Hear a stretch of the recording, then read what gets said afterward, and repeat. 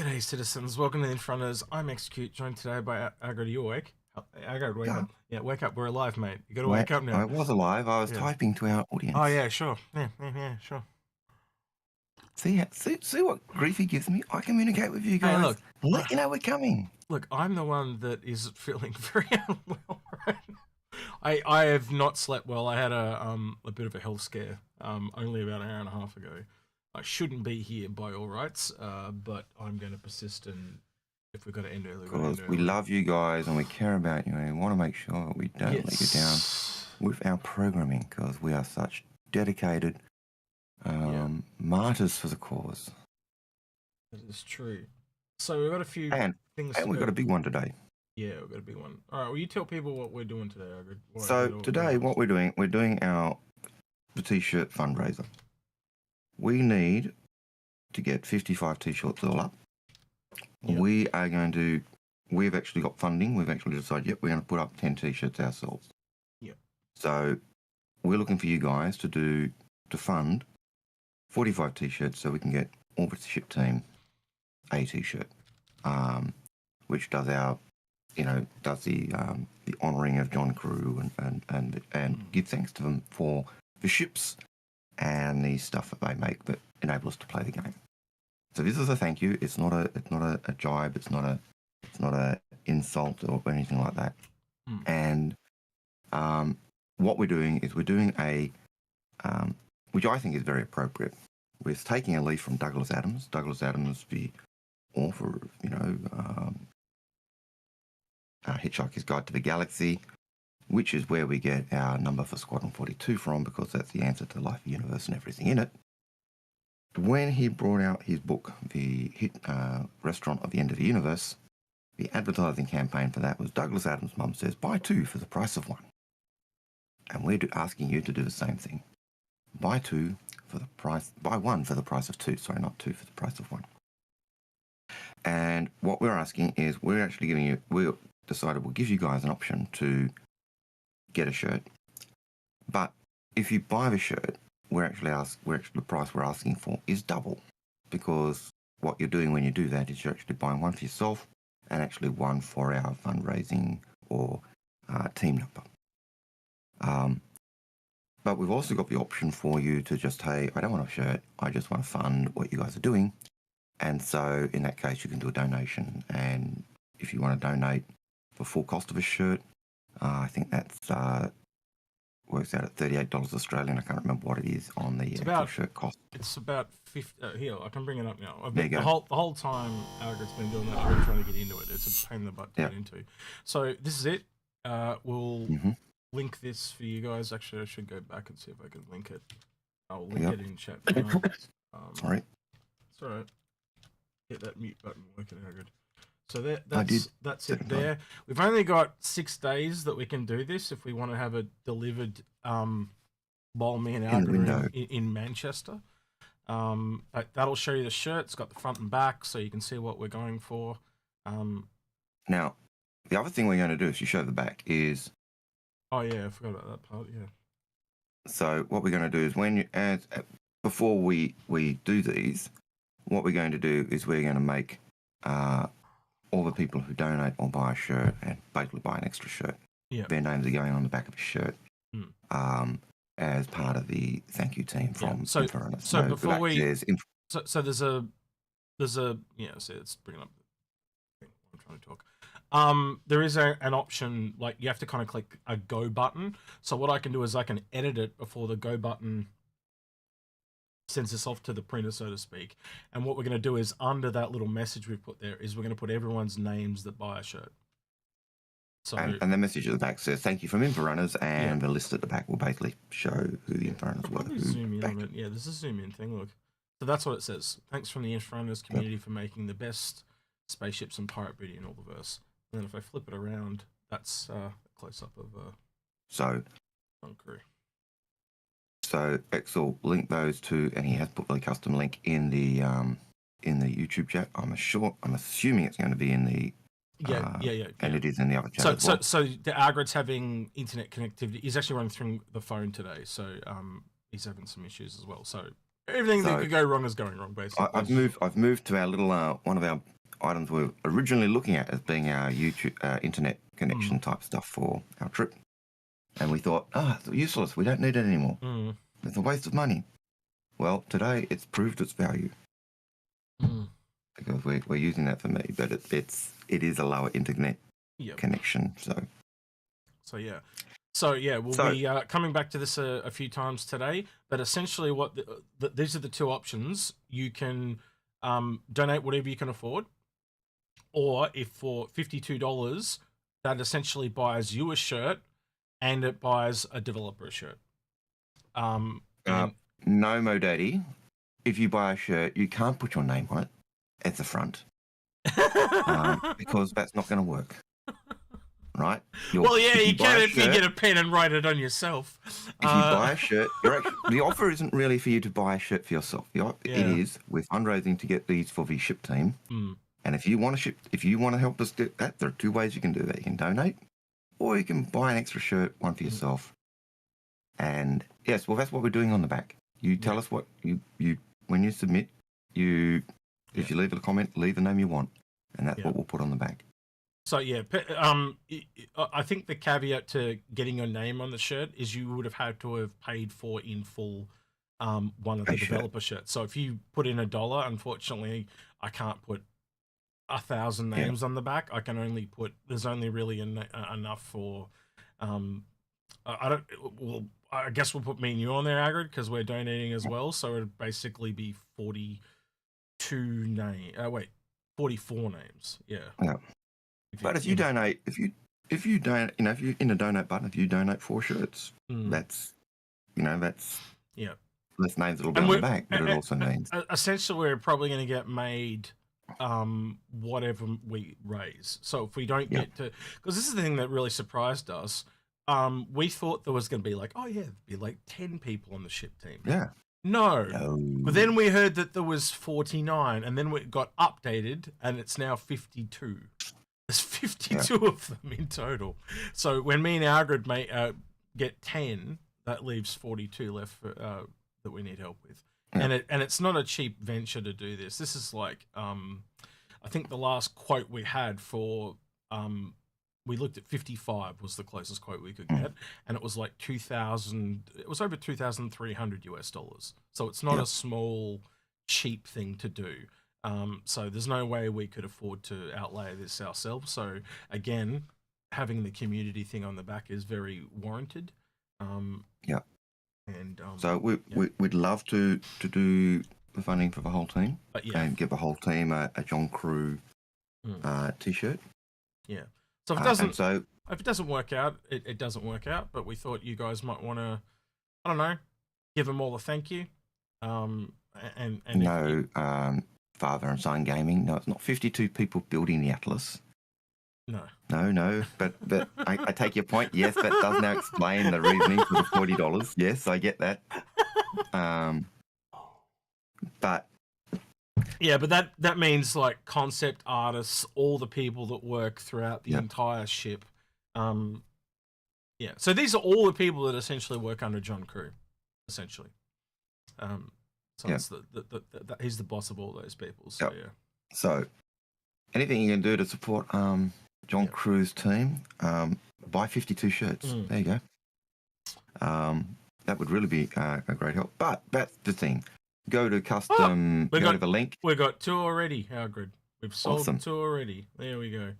So if we get 6, then we know it's going to go. Well, we actually know it's going to go anyway because we're getting 10. Well, we're going to get at least 10. But we need a minimum of 6 to make it work. Well, the fundraiser gets the shirts, but you need 6 to get the fundraiser through. But then we're going to add another. We're going to add 10 ourselves. So, but so we put it up for 50 because you can only do it round number on the fundraising. But if it goes over, that's totally fine. But really, we only need 42. Go to custominc.com. Either buy 2 shirts for the price, buy 1 shirt for the price of 2, or Very Douglas Adams, or just do a donation. Either way, it helps move this goal along. what we'll do at the end of the stream, more or less, is we will then. See what that guy? Oh, you can't see Twitch. So the first time chatter called B Loves Man says, honestly, I thought you were Rich Evans. There you go. There you go. Oh well. Yeah. And so what we'll do is at the end of the stream, and once we've got those numbers, I'll basically let Sandy know these are the numbers we've got, and so she'll then get me shirt sizes for those. I got a question. Those numbers, and then we'll put it in. I got a question for you. Are you going to be able to stream from Indonesia on the Saturday? Because you're leaving on Thursday, aren't you? I am. Next Thursday. I can do that. Yeah. So no, but yeah, I just don't know how the connection's going to be in Indonesia because you're going to have to buy a SIM. Yeah. You're going to be their phone connection's usually pretty good. I expect to see you out in the rice paddies, shoes off, that type. No, we'll be in Airbnbs, and most of the places have good internet. So some places have good internet, some have woeful internet. Yeah. But the phone will do the job. So I'll just get a SIM for that. So yeah, I won't be using my U-Butte system. I'll be basically I'll do what I did when we were. Yeah. When the computer was dead, I'll be using the phone. Yeah. And we know the phone worked. Well, again, you could also use the Osmos as well. No, you would have to set the Osmos up as a webcam for your phone. I don't know if you can do that. You'd need to try. I'm not sure I can. We'll have to look into that. Otherwise, we're just using your phone. Either way. Yeah, and we know the phone works. Yeah. Or the iPad. So either of those things. But yeah. So that's the intent. The scary thing is that Indonesia or Jakarta is 5 hours behind us. So that means you'll 6 be up at it's like 3 a.m. So when I'm cranky and falling asleep, it will be, yes, I'm falling asleep and struggling. So so you're going to do 2 of those, if I'm not mistaken? So it'll be like next week and then the week after type of thing. Or how long are you there for, bro? 2 weeks, 15 days. Yeah, so you got 2 there. Because I think I will be... So I fly out on a Tuesday. So for me, I would get... I know I'm in the air for like 30 hours. So I think I arrive there Thursday. So I'll be good for the stream. But that'll be coming from John's house. So I'll have to get that kind of set up and see how that going there as well. So yes, so that's and then after that, after 2 in Indonesia, then we're doing 2 or 3 in England, and then I'll be doing 2 or 3 from England, and then 2 or 3 from France and Brussels, and then finally back home. So yeah. Damn. Message from Xylo. I'm just reading in our general chat. They've upgraded one of the guns in the digital goodies pack. It's interesting. Might have to look into that one. Yeah, definitely have a look at that. It's always interesting waking up on a Saturday morning because a lot of stuff comes out on Friday and we're asleep when it happens. We just walk up and get all these messages from you guys telling us it's all good to go. Yeah, new stuff has been dropped. All right. Okay, we got stuff coming in already. So get your questions in, please, guys. Yep. I'll go to our stream questions and we don't. Yes, we've only got one going. I've got no questions from our show yesterday or IC because there was none. Yeah, so get your questions in, please, guys, so we can get some of those answered. If you got questions about the shirts or anything like that as well, feel free to chuck those in as well. Well. Oh, okay. Oz Veteran, in answer to your question, apparently the shitty weather in Sydney is also shitty weather in Jakarta at the moment because they've got rain.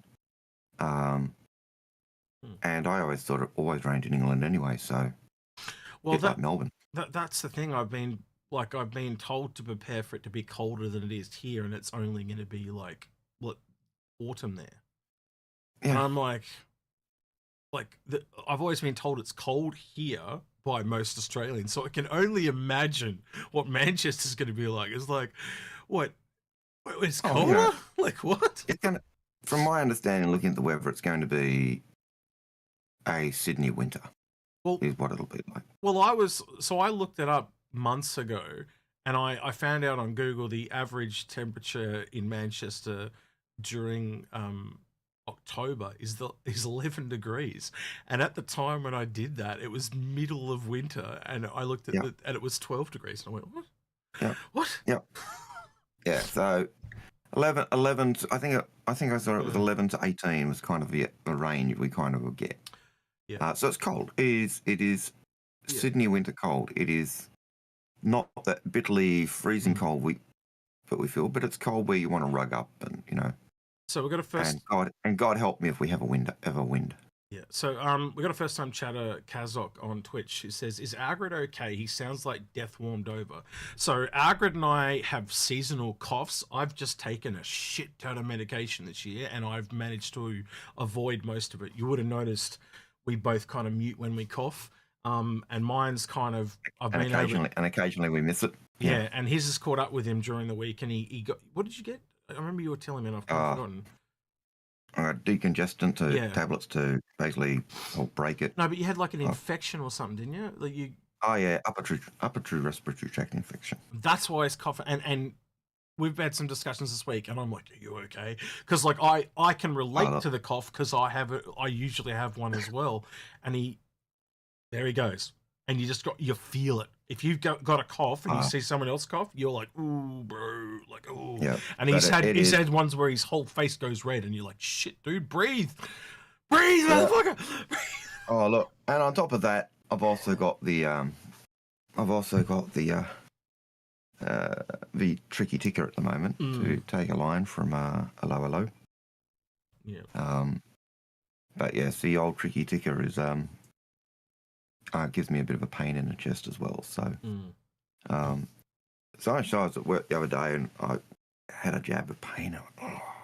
And I was in a room by myself. But while I was recovering and going, yep. One of my mates came in and he said, "Are you all right? You're not having a heart attack, are you?" And I said, "No, it's just the new normal." So it's if I went down all the first aid ticks to say, actually, are you having a heart attack? I'm ticking every one of them. That might be a really good place to ask this, Algared, because there's something Algared and I have noticed. So just let us know in the questions, like just a statement or whatever. If you caught COVID at all, have you noticed any heart pain? Right now, chest pain, right? And when we generally mean in your heart, right? Because we've talked to a few other people that happen to not have any prior heart conditions at all, and they got COVID, and now they have things like Algared has. And even if you're younger than Algared, like I'm starting to notice heart pains, and I got COVID as well. So I'm curious to know, is there anyone else out there that is starting to feel? I don't feel it all the time, but when I really kind of exert myself, I can feel my heart where I couldn't feel it prior. So I'm just curious if anyone else is noticing that. So yeah. So there's a Oz veteran saying the same thing. He's getting heart pains as well. So I'm just curious. I'm wondering if it is something like it's like COVID did something to a few people, and we've talked to a few people that have said the same thing. So I'm just curious.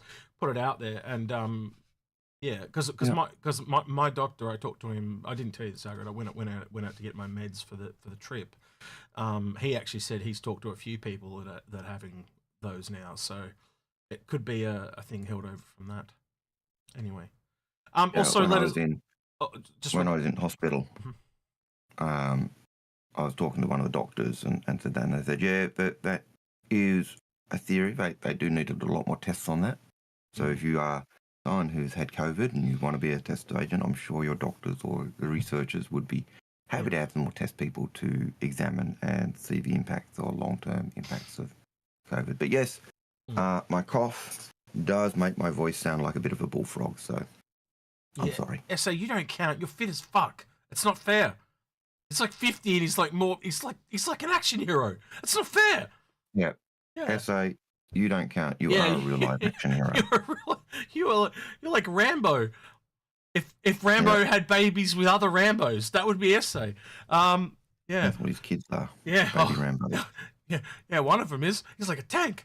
Like, anyway. So yes, you don't count. So you're Superman. Yeah, Superman, literally. The other one I would like to know too, if you want to tell us in a statement, or you can just tell us in chat as well, is are you going to CitizenCon? We're kind of curious to know how many of you guys are making the trek. I've heard from a lot of people that are going. They're like, "Oh, you're going, so I'm coming," and I'm like, "Okay, that's not stalkery at all. All right." But yeah, I'm not a big. I got to tell you, I'm not a big fan of. Sometimes I can be really fine with crowds, but there's a whole reason I live on a little island at the arse end of the world. Let's just put it that way. We sent you there. Yeah. Okay. Yes, they sent me here. Yes. Or I came here. No, I was born here. Yeah. But I just don't like crowds can get to me. You're the one who told me that you're part of, you're linked to the First Fleet. We sent you here. Yes. But I'm comfortable being on a stage in front of people, but in a sea of people, that's a bit different. Yeah. Oh, look, I think that's a very common thing for people. Yeah. I know I'm the same. I don't like being on stage, or the center of attention. Yes, I know I'm a teacher, and I don't like it. Yeah, but suck it up. Anyway, let's do a question. So that one's okay. That one's okay because we've done it. Destroy Arden says, or Eden says, or Aridon says, what were the t-shirts? I missed you guys talking about it. Oh, okay. Well, we just kind of finished it. Look, I'll just link it. What was that? That was in Twitch. I'll link it in Twitch again. There you go.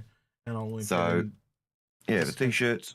I'll give you the price of 2 or do a donation. Yeah. Long story short, we're trying to get t-shirts for the ship team, and if you buy one for yourself, it'll also pay for one for the ship team, or you can just donate towards it. That's it in short. And we'll come back to it in a bit, but we kind of really just talked about it to death. Literally just talked it to death before we talked about health. Rusty Pigeon Gaming, thank you for the £2.49. That's a coffee for one of us. Awesome. And he says, guys, thanks for the content and have fun and be well. I don't even think it's a coffee when I realise it when we get to that's only half a coffee. How much does it cost for coffee in the UK? I don't know. Oh, in Australia, when you convert it back, it is. But yeah, that's the thing. Everything's going to cost us twice as much when we get there. Oh, I know. That's the scary thing. I remember my brother when he went overseas, what would have been close to 20 years ago now. And he went to England and he said, I was buying a Big Mac and, the prices, £4, £5, can look similar to Australia. And he said, I'm buying a Big Mac and fries and that. And then I realized, oh crap, it's actually double. Because, the Australian dollar was only worth roughly 50 cents to the English pound. And it was like, crap. That's what we're going to experience. If anything, you know what the takeaway from this is? It's not for you and me. It's like, if you live in Britain, get the hell out of Britain for holidays. Holy shit. Like, the money goes twice far. Yeah. It is the same with Indonesia. I go to an Indonesian restaurant and, it'll cost me, $20 Australian to get the meal and the drink and stuff. Yeah. But if I could get the same meal in Indonesia for like the equivalent of $5 or $4, the prices are just so much cheaper. And it's on my thing Australian wage, I'm a millionaire, but in England, same thing in the Philippines. Like I could go out and I could buy a meal for 2 for $15. And I mean like a Korean barbecue all you can eat buffet for $15 Australian. So what's that? So that's like $7, 7.5 pound. Like that's insane. If you, I don't know, but like I know Macca's is roughly similar prices to here, but in pound. But again, if you convert that back to pound, that's someone who's British. Tell me, does a full 2-course buffet Korean barbecue sound cheap for £7.50? Sounds pretty cheap to me. I can eat as much as I can eat. Have a doggy bag. Yeah. But so we'll see. It's going to be interesting. But again, I'll just chuck our t-shirt plug in there. Go to our link that's in the chat somewhere. Buy one for the price of 2. Damn, I don't know if Algared's heart can I don't know if our good site can hold this. So the next question, I've got to let you read that one because I'm looking at what they're talking about. I just went and looked it up. Thoughts on the game file paint leaks? Well, I don't know. What are your thoughts on that? Do you want to see them or not? Are they grotesque? Yeah, they're freaking hideous. They put it on the worst ship you could possibly imagine. They put it on the 890 jump. Right, okay. That'll be interesting. He knows me so well.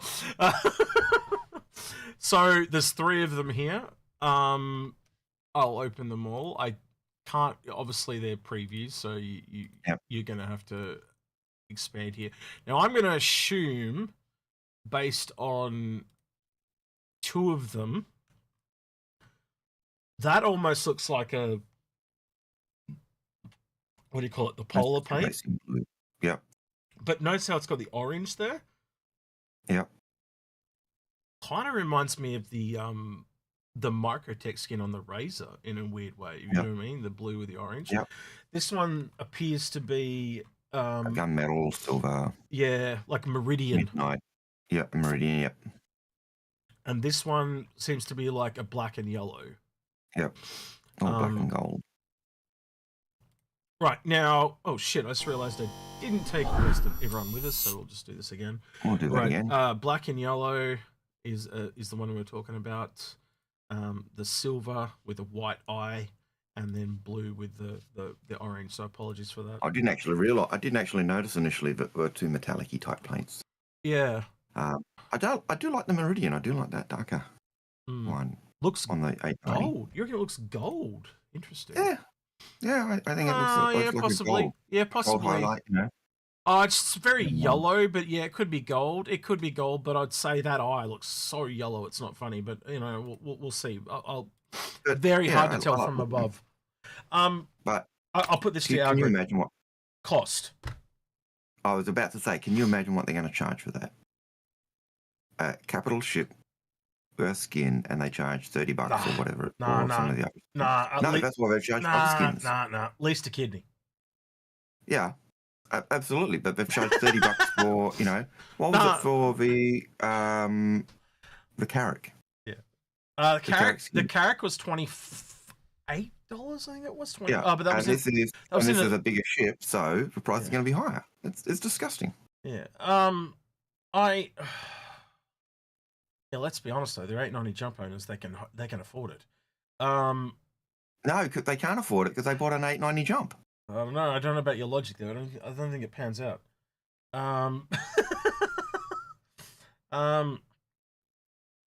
Okay. I'm with Zaki. There we go. He's just told us that. So the file name says paint 890K black gold icon. So yeah, I would agree with the that logic there. We can't fight that. Zaki has won that argument, hands down. So black and gold on that one. But yeah, I think I think. Did he say it was an 8K as well? So they're charging 8,000, right? 890K. So they're charging it's 8,900. Wow. I just think someone's trying to be funny instead of instead of putting a J on it. It's kind of weird. Yeah. There's some few other things here as well. So there's a new. This is the new skin for the gun that's coming in the goodies pack. So that's why it's got citcon in it. And apparently, if you get the VIP one, there's some kind of camo skin. Instead of this one, so it's same gun, camo skin. So that's one of those collectible items people will kill you for. So don't take your collectible items with you. Yes, another rifle. There is 9 zoo skins. Do you want to go through all the zoo skins? You can show me the zoo skins. Oh, there's a few. And I'll just have a coughing fit in the background. Oh, that's kind of, yeah. So I'm going to open them and then we'll zoom in and have a look. I'm going to say this right now. There is, well, that's the Halloween one. Yeah, I know about Halloween one. Is hideous. We looked at that last week, but I'm going to be honest, none of these skins appeal to me. Not a single one. But you got to remember, they're also bringing out 2 variants in one go. Yep. So I would have to argue ones like this with the caution lines Yeah. Oh, they're on all the skins. Oh, there's caution ones on some of them and not on others. I think that kind of tells you what ship they're for. That'll indicate. I think that will indicate So, which ships get it. Yeah, so this is for the CL. Mm-hmm. This one looks like it's for the ES. See how the caution... So if we just use these two as an example, see how the caution lines kind of disappear on the back? Mm. So that's... I think that's just the default ES almost. And then here's another one. So it's kind of like a silvery... I'm shoot. Man, people are going to play out the file names. This one... this is... Oh, they actually have the names. All right, so maybe you can not be stupid. Blue... Black. So this one says pale blue, gold, black. This one was white. What does it say? White, black. And black. This one says yellow, black, yellow. And then we've got this ghastly one. Yeah, so you don't get lost when you're jogging at night, obviously, that one. Orange, grey. Again... You really can't judge these until you get them at hanger, though. I will give them the benefit of the doubt, because let's be honest, some of the ones we've seen are hideous. Yeah. Halloween. Damn it. This one is green, yellow, and then we've got a blue, white, and then black, orange, and that's it. None of those really appeal to me at all. Not a single I think you'd one. have to see them in game. But yeah. I think some of them are okay. Like the muted ones seem okay, but again, it depends how bad or good the base skins are that come with those ships. And yeah. So essentially, from what I can tell, there's 4 of each, and then the Halloween. That's what I'm noticing. So yeah. But that's all the ones I can see there. I'm going back a little bit to see if there's anything else, because there is a lot of... They've definitely scaled through the patch from the PT and pulled a lot out of it. There's other little HUD changes and stuff like that they're going through and stuff like that. MFDs, which we all kind of heard about on citcon. They've gone through the ships that they're on. If you want to check out more of those, it is obviously on the Leaks Discord. But I don't think we can go through it all now. Right. Next question. Radium has a question. He says, do you anticipate any Inforunning gameplay to be showcased during this year's citcon?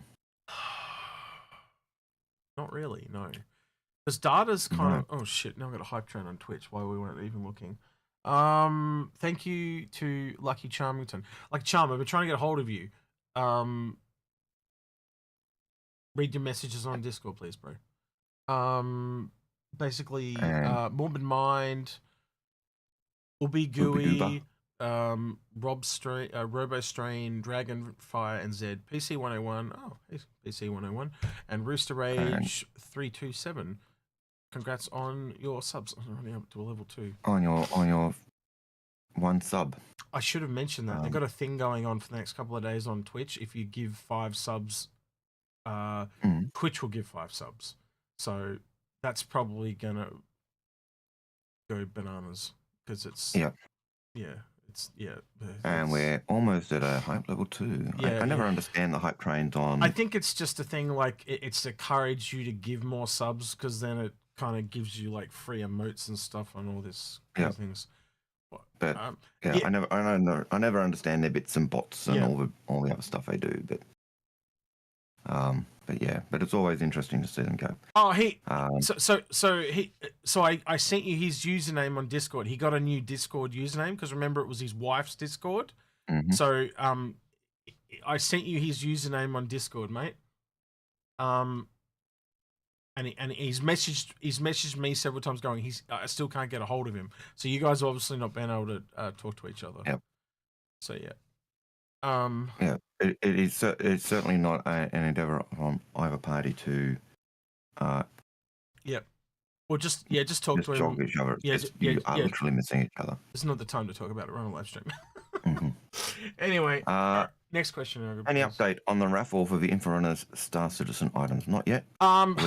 We've pushed that back. Actually, we'll probably do it after citcon once we're back, because it's kind of like a priority order. And the shirts have to come first. Fine. So we Yeah, so we couldn't do everything at the same time. Mm. I know that some of you might think we're superhuman, but we're not. Yeah, We're not bots. We are real people. There's a lot of moving parts at the moment. Yeah. And yeah, it's probably why I'm having health problems, because I'm basically trying to get a lot of shit done in the background. Yeah. And a lot of shit organized, as is Algared. Algared's had he's had to do a whole bunch of schoolwork just so he can go on his trip Yeah, for his students and stuff. So yeah, and a few little bits I want to do to get done. Even now, that I still want to get done for school. It just makes things easier for whoever for casualties who gets my classes, because they're foreign language classes. So if I can do cheat sheets for them, that makes it easy. And we've just hit our Hype Train 2. We're now moving into Hype Train 3. So that's great. But I also want to do start their reports and stuff, which again makes it easier, because I know the kids and whoever's got them doesn't. And we've had a chat with Paul, so Paul's going to do the citcon with us, and that's taken a fair bit of stress away from me. So Paul will be in the studio and we'll be in the field. So to speak. So you guys will, be able to hang out with all three of us. And what we're going to do is Paul's going to stream to Twitch and stream to our YouTube. So basically, he gets all the Twitch revenue and we get all the YouTube revenue, and that's just how we've decided to do it. And I think that's totally fair. And it obviously, what we're aiming to do, or what we've wanted to do, is do a coverage for the viewers at home better than it's ever been done before. That's our aim. Whether we pull it off is another question. But that's what we're trying to do. And we think with Paul on board, we've got a real shot of doing it, because he's going to be at home taking care of things that we won't have to worry about anymore. So he'll be able to engage with the audience more, pick up the questions when we're doing, if we're going through the stalls. He can actually say, hey, can you go back and have a better look at X? And so we can actually help. And we won't put the camera on X at that point. We'll show the thing that they actually want to see. I know. But that will enable us to actually engage more and let you guys see the things you're wanting to see, rather than just that, oh, and here's this bit. Yeah, and now moving on. And I always hate that, because I like looking at this shit. Show me more. Go back and have a look at that bit. So that type of thing, but also, show a better view of what's there. And it's still nebulous, because we don't really know ourselves what's there or we're in for, but that's the idea, to be able to show you everything and take you along with us, from as far as possibly even doing, gatherings of people at breakfast, and doing breakfast streams, or after evening debriefs, and going the whole hog. So I think for me and Algared, like, we've kind of, I always thought of it's kind of like watching system come through a porthole. You don't kind of get to choose what you look at. No. And we're hoping to kind of change that a little bit if we can, because not all of us can afford to. Well, for me and Algared, it's literally the other side of the world. But even like it's been hard times. Like, we all just went through COVID. And you look at I can understand why. We've often said, why hasn't anyone else ever done this before or tried to do this? Well, I can tell you why. It's expensive to travel and get to different places, but in order to set up the gear that we needed and everything to make sure that it worked, it's probably cost, all up the gear has probably cost, what, 6K all up, probably between the two of us. Well, if you counted travel gear as well, but we can use those for other things too. But it's come at a lot of personal expense. But also, we obviously, if we ever do other events, we even talked to, like, if say Space or Paul needed mics, we could post them off to them so they could use them. Lucky Charmington, thank you for the 2 extra subs that went to Drizzo, Nan GT, and Raspo 902. Congrats on your subs, and make sure you thank him. Right. Not everything's on the other side of the world to Australia, but most things. You want to give another Atlas away? Is that what on top of the one that you're already got to get out to Chris as well?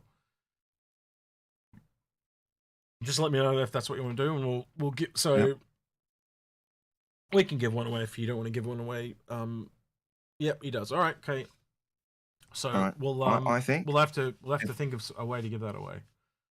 When we get to 20 t-shirts. I don't even know if let's have a quick check and see what we're up to. What are we up to now? We're up to 6 shirts, so definitely can get them made now. That's so. Yeah. And so what we're looking for again, since if you got that up on the screen for everyone to see. Yeah, I think I do now. We're doing our yep. buy one for price of 2 drill. This is the marketing campaign that I use for Douglas Adams' book, Restaurant at the End of the Universe.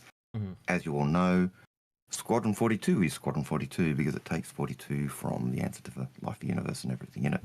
Very Douglas Adamsy. You will remember, X, the reason we have a towel, yes. Or why CIG put out the towel, or why there's some people actually have a towel that they can put in the hanger, is literally because it was linked to Squadron 42. You always take your butt towel with you. All right. So Shinobi Trip, thank you for the gifted subs. He's got 1 to Theremin, Hollington, Nomi fans, I like that, Nomi fans, Shady Phase, Kruthan Salar, I cannot, some of these names, man, HK Janathor as well. Kruthani Solaris. Oh God, man, that does not roll off my tongue. Krufant Solaris. Yeah, thank you for the subs, bro. Appreciate it. There's a lot of coming in. Yep. So yes, the towel comes from Squadron 42. Comes from the idea of the life of the universe and everything in it, and Hitchhiker's Guide. So very Douglas Adamsy. Yep. So stealing or appropriating the Douglas Adams sales pitch from Restaurant at the End of the Universe feels appropriate. So buy one for the price of 2, or make a donation to our t-shirts at our customing link. I've just realised too, I've been ignoring all these bits people have been dropping. Yeah, thank you for the bits, guys. Milthrus 1, Lucky Charms. So I'm not used to bits. Mr. Starner, thank you for the bits. Oh, God damn it. Sorry. I missed so many people's bits. I don't even know what they say. I don't know what they are. But thank you for the bits. I assume that's money or something. We don't understand bits. We don't understand. We don't understand Twitch. That's why when we're doing CitizenCon, Paul's taking all the Twitch stuff because he knows Twitch. We don't. So thank you very much. But I'd rather you give us these, to be honest, than the subs and stuff, because we'd like to thank these guys with and especially it's not just from us, but it's from us as a community, and I think that's why we kind of want to put your guys' names in the back. So 100 bits is $1 USD. Okay, thank you, Lemming, appreciate it. Right, so I don't know. Let us know your thoughts too on the design, because we did keep it a secret up until now, but Algared still kind of want to keep it a secret. I kind of thought, no, they're going to go to the site, they're going to see it, they'll click it, they'll send it to everyone. And I'm like, if you're buying it, you're going to want to see what you're buying. And I just argue, just show the back. Just say, look, we're going to put your names on the back. Yeah. Trust us, it's a good design. But he was right. If people to order it, they've got to go to the site, and then they can see it anyway. So let us know your thoughts. Do you like this? Is this the stupidest t-shirt you've ever seen? I'd like to know what you guys think. Well, I don't care if they think it's stupid. If I think it's that stupid, they won't buy it. But I think it's a really good shirt. Yeah. Well, again, I thought it was a real good double entendre. And I think it's makes a lighthearted fun of John Crew, but also it shows him as the captain of the ship team as well. So it's a kind of a punch up and a punch down at the same time, if you want to call it that. But the people we did show from CIG, I think both ends thought it was funny and good and would be appreciated. So, so buy a t-shirt for the price of 2. If you buy it, and that does mean the cost is expensive, but what it does is when you buy a t-shirt, you're actually buying one for that ship team. Remember, if you do a donation, again, you can donate any amount, but if you donate the price of a t-shirt, then we can make sure your name goes on the back of the shirt as well, because that will get us to the target that we're looking for, which is a total of 55 shirts. So that's what it's at. Anyway, going on to another question. So Kazok says, other than hoping for a Squadron 42 release date, What are you hoping to see? Well, we were going to do a whole episode on this with Paul at some point before CitizenCon.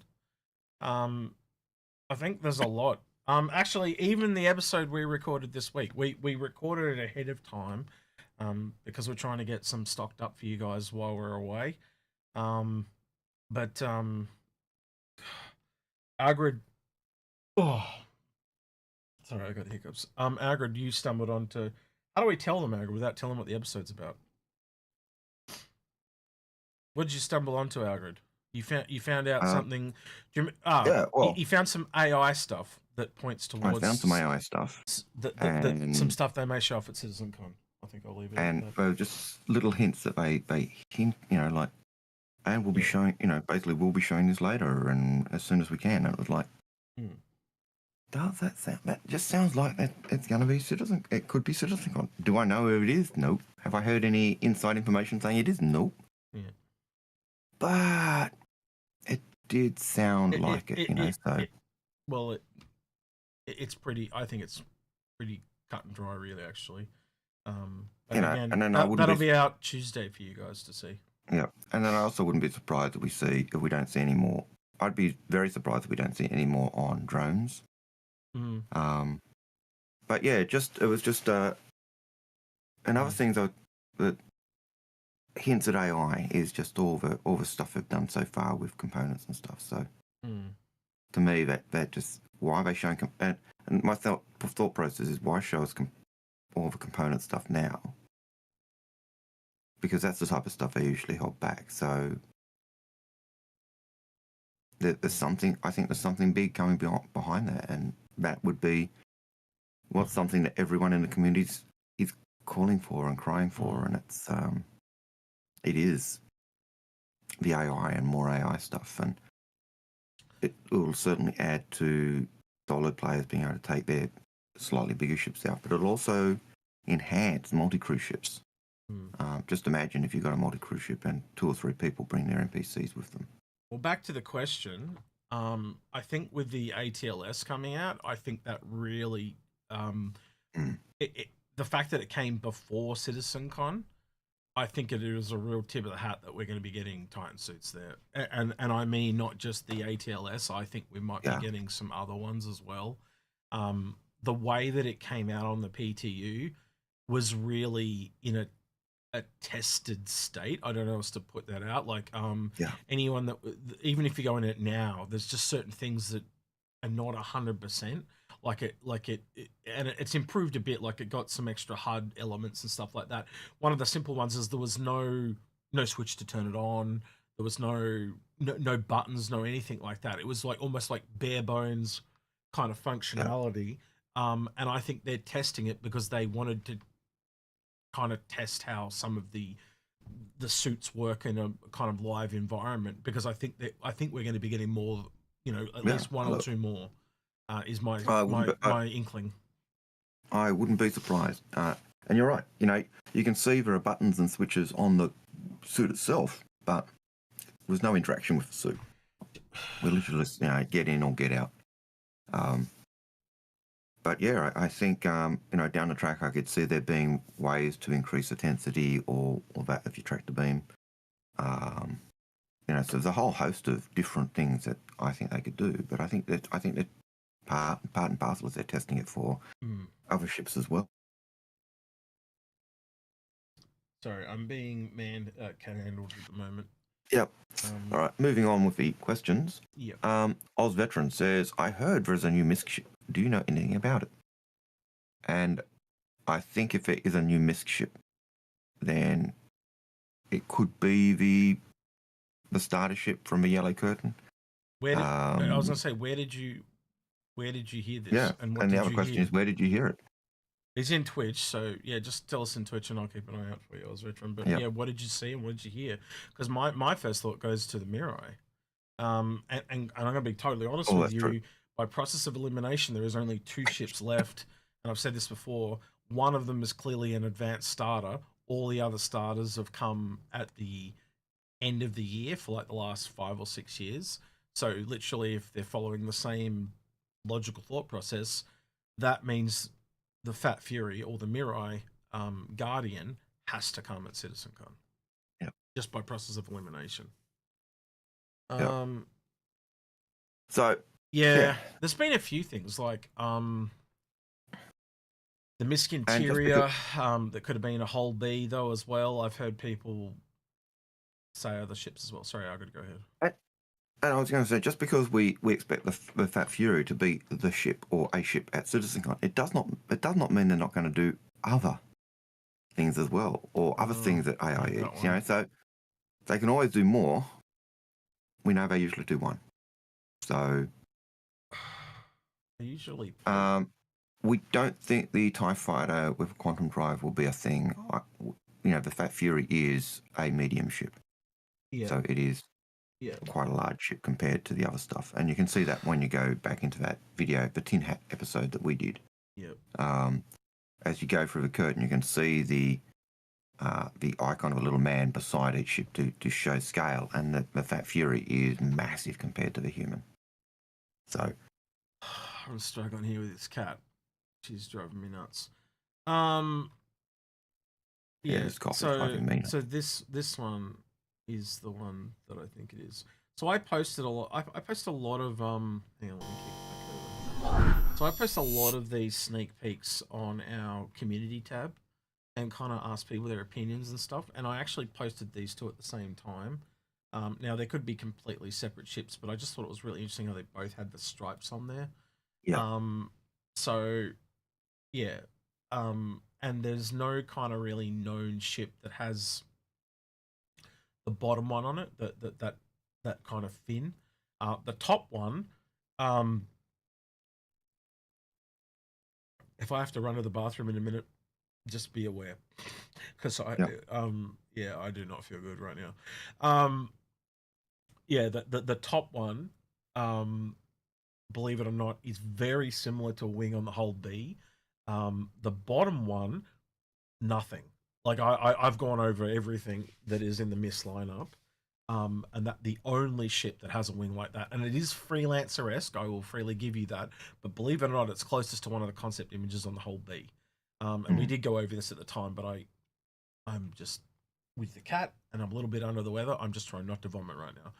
I thought when we looked at the whole B, there was one of the images there was of a whole B was kind of this little wing, but it wasn't anything like that one. But it was, you could see it could be something modified. It is very much like that top one. It's just that the image we have is that's kind of like slightly on a diagonal slant, and in that one is clearly from above. And after analysing it, you can tell it's not a Freelancer wing, but it is Freelancer-esque, which is again something that you know as well as I do. They kind of morph between share similarities and stuff. Yeah. We did come to the conclusion it didn't look freelancery or look more Hull B-ish. Yeah, and it's got some weird things on it. Like I can't point to it, but like there's kind of like poles that come out, almost like it can articulate as well. Almost like the way this one can articulate, but that one's obviously heaps bigger. Yeah. So that's where I would put my if I was saying what that's from, I'd say it's a Hull B or a transport ship rather than a Freelancer. Well, that was even something you and I theorized about the Fat Fury, wasn't it, Algared? We were like, we were looking at it from a lore perspective. Remember when I said, wouldn't it be really cool if this is the ship that actually broke Mirai away from Misk? And we were saying, wouldn't it be really cool if there was like, and we'll make it up as we're going along, right? So this is totally bullshit, right? So just kind of like ride the wave, but ignore it. It was kind of like, imagine if there was two designers and they had these disagreements, and it was kind of like two different ways to do a ship, and one goes Misk and one goes Mirai, and you could kind of have anything's possible. Yeah, almost like one was textured to look like Misk and one was textured to look like Mirai, and they were slightly different, like a variant of each other. And could that be the Fat Fury? And it was just like really interesting to kind of play that game, because it would really blur the lines between the two manufacturers in a very interesting way. Yeah. All right. So next question. Yep. Is from Mark Flat. Mark Flat says, will there be, which ship do we think will be upgraded first, the Starfarer or the 600i? Starfarer. It's Now, cheap. It's cheaper and there's more of them. I think the Starfarer is the one they'd want to do more because they can do more functionality with it. Yeah. The only thing I think will be the decider for that is marketing deciding which one will make more money. Yeah. I think the other thing is that's my cynicism coming in there, but if you look back, I think the Starfarer is the one they want. If you look back at the past too, there is a lot of they've done a lot of reconcepting of ships. It doesn't translate to them actually working on it. That's kind of almost if like the reconcepting is a hype to get you to buy more. And I'm not just shitting on Origin owners here, but like it's happened before where they do look at the Banner Merchantman.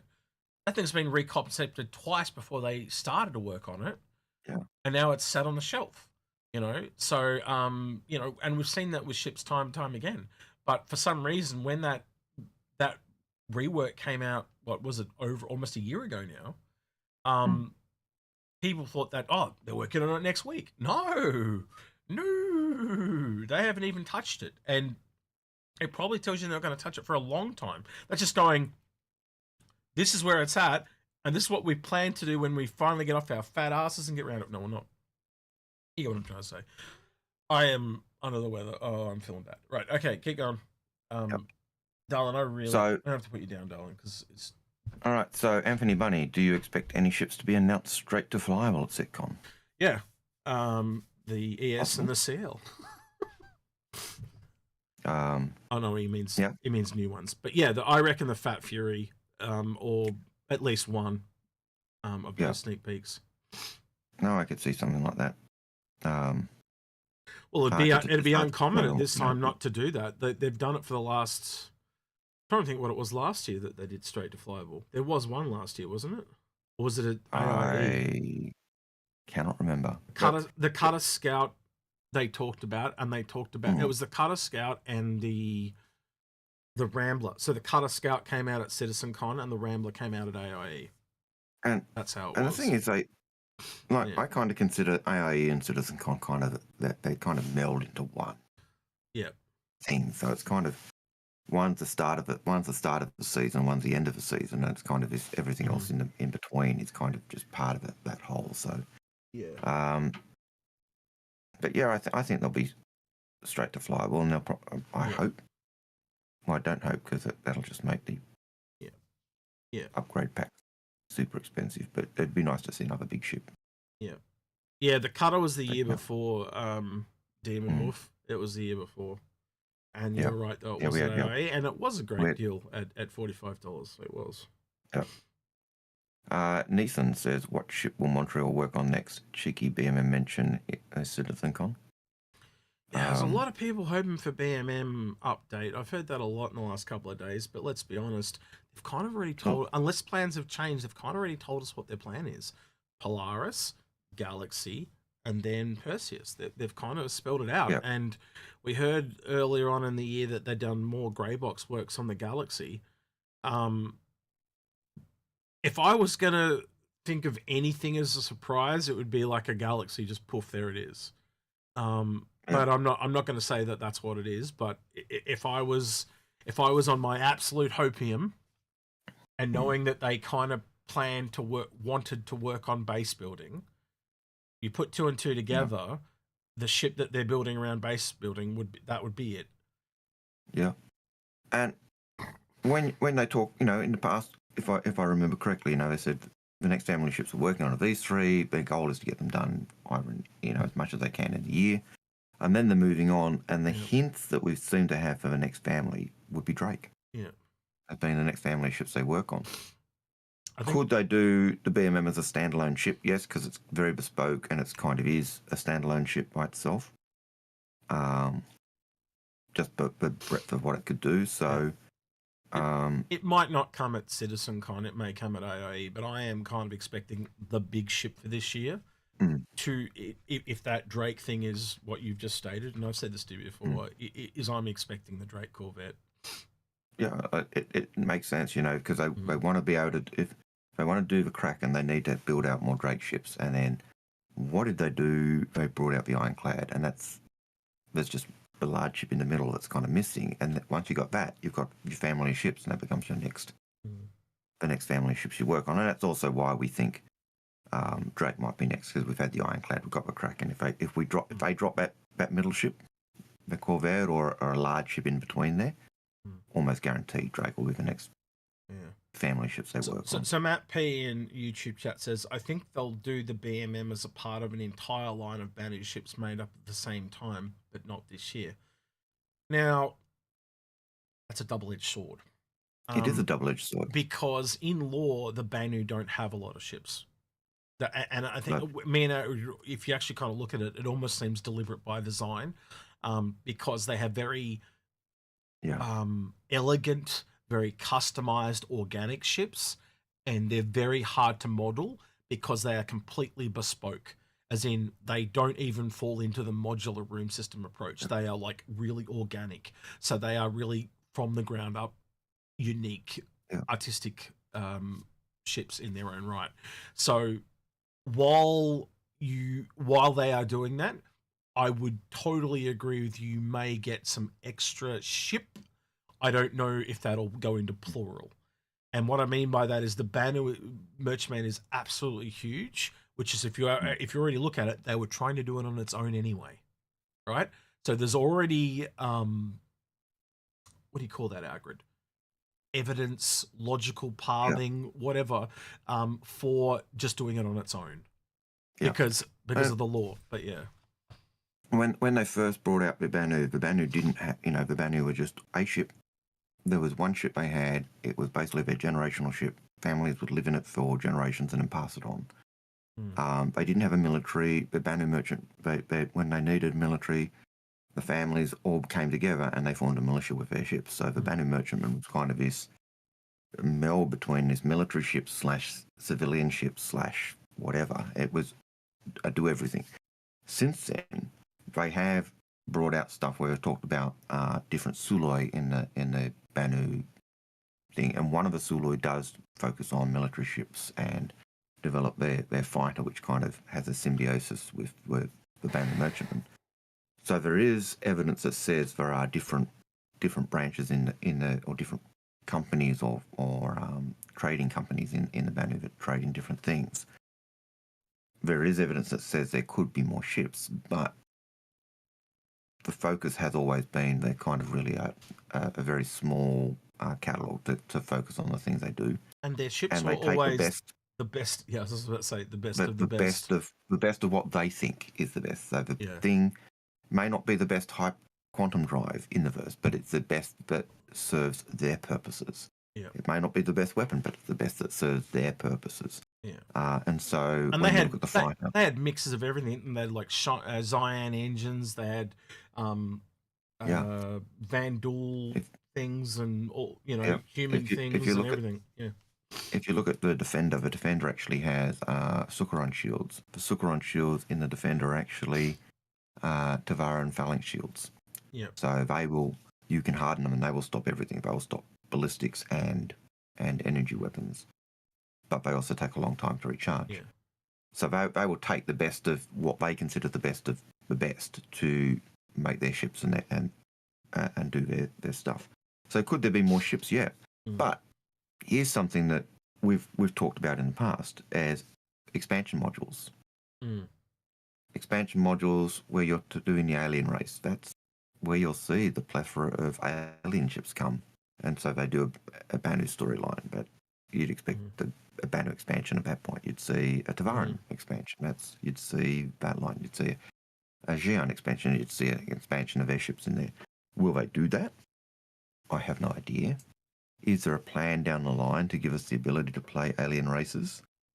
I do believe that is the case, and I do believe there are some people in CIG who do favour the introduction of a Tavaran. I'd love to see a Tavaran as a player race. I think the Tavaran make the best. The argument for Tavaran being the race that we can play makes sense because a lot of their history has been purged. They wiped out their history. They said, the Rajora failed us. It doesn't work. Let's burn everything. Let's destroy it. And the only reason we've got evidence of what their faith was is because Earth and the UEE kind of said, no, this is our victory stuff. We shows how we conquered you, and so we preserve their stuff as victory relics. I would like to see going back to learn it. I would like to see some of the Devarans, the Banu, and the Jean at CitizenCon. That'd be kind of cool if they can show us some of that stuff. So yeah, I'd love to see Devaran as a player race. So then that might also be the fact that one of my desires is to go to a Devaran settlement and kind of build it up to a thriving settlement rather than a run down, forgotten. So Old Man Herson's got a thing for birds, all right? Yeah. Right. Yeah, they're called Uwu girls. Yeah, sure.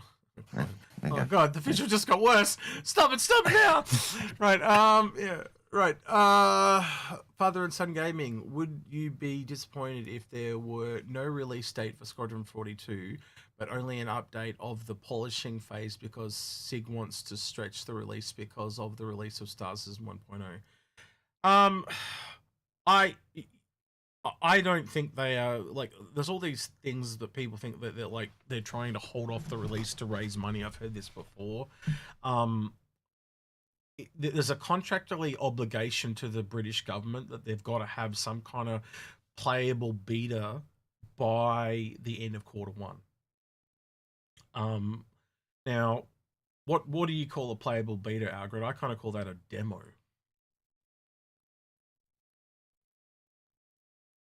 That's it. He gave us a thumbs up because he's coughing his guts out. Yeah. I think a playable beta. Yeah. If you ever listen to Paul talk about the monthly reports, or you read them yourself, or Space Tomato for that matter, he does it now as well. You can clearly see there's been a lot of polishing of the first couple of levels of the game. I think it was the first 4 or 5. If there is not some kind of playable demo at CitizenCon, I will be really surprised, especially because it's been 12 months on. The feedback would be invaluable at the very least for them. But I think that's what they're aiming for. That covers their butt. So I would expect worst case scenario, by the end of Q1, we have some kind of demo that we can play. If not the full game by then. And I think if you even look at how the gala was there and then it was cancelled, now we can speculate as to why. We have reasonings for that as well. But quite honestly,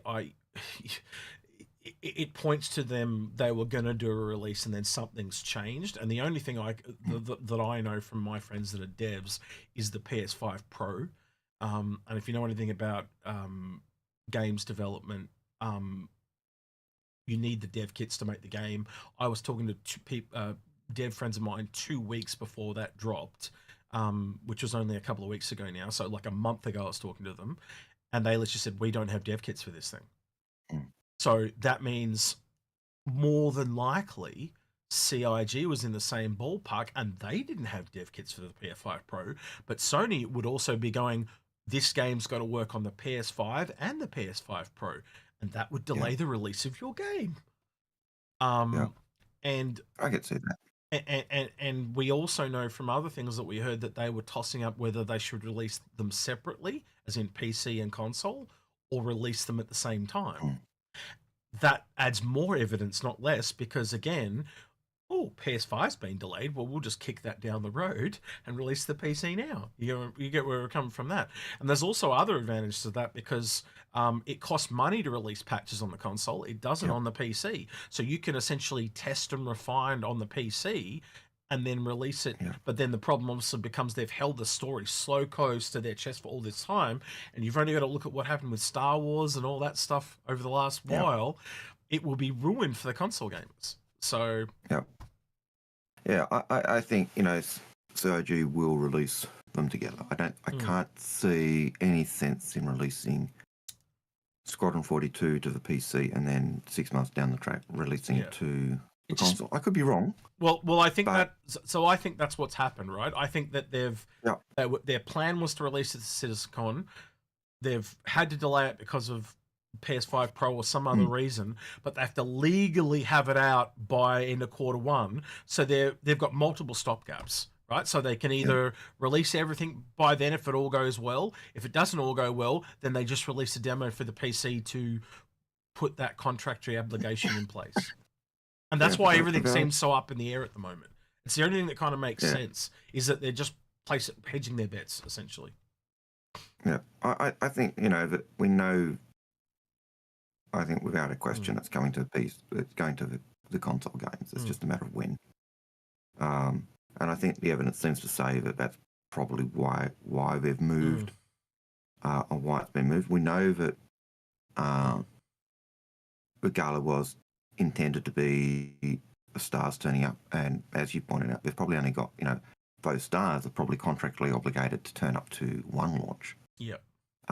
Or a launch event, and the gala was the launch event, and so it's been pulled because they can only draw on those stars once. There might be some who turn up to events because they're just sci-fi heads or gamer heads or just love Chris. Yeah. So. Well, it would be a really good surprise for me, and I'm a big fan of 3 actors: Hugh Jackman, Ryan Reynolds, and Henry Cavill. And if Henry Cavill turned up to citcon, I'd be stoked.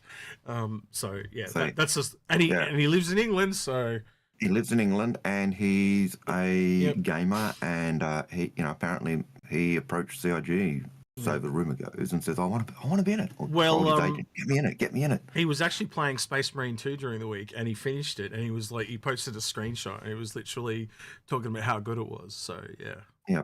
So if he turned up, that'd be great. I've always been a fan of Mark Hamill. I also like Gary Oldman. So they're all your age. That's why. Yeah. Mark Hamill was Luke Skywalker. Really, I didn't know that. Please tell me more. Yeah. Gary Oldman is just a classic character. If he the scary thing about Gary Oldman, which worries me for Admiral Bishop, is usually his characters die horribly. He's really grown. He's really grown into his name, hasn't he, Oldman? Yeah. But his characters always seem to have this horrible way of dying, and so I just it bodes ill for Admiral Bishop. He'll always be Zorg to me. But yeah. And he died horribly as well. He did. So that just proves my point. He had this horrible way of dying. I've seen him get fed to pigs. I've seen him blown up. You know me. He's horrible ways to die. So it bodes ill for Admiral Bishop. Yeah, that's my goal in Squadron 42. Keep Admiral Bishop alive. So long story short, I don't know if we'll get a release date, because that also holds them to the flame. But I think there are other things we'll get to that, Volta. Pissball Pete says Luke Skywalker was a poor man's Wesley Crusher. What was that? Sorry. Pissball Pete said Luke Skywalker was a poor man's Wesley Crusher, and then he types hides because he's trying to troll us. That's fine. Pete. Yeah. I saw you saying on your YouTube channel the other day how I look down on you. This is the first time I'm looking down on you. Yeah. And I'm disappointed. Absolutely disappointed. Yeah. Shattered, mate. What does he call him?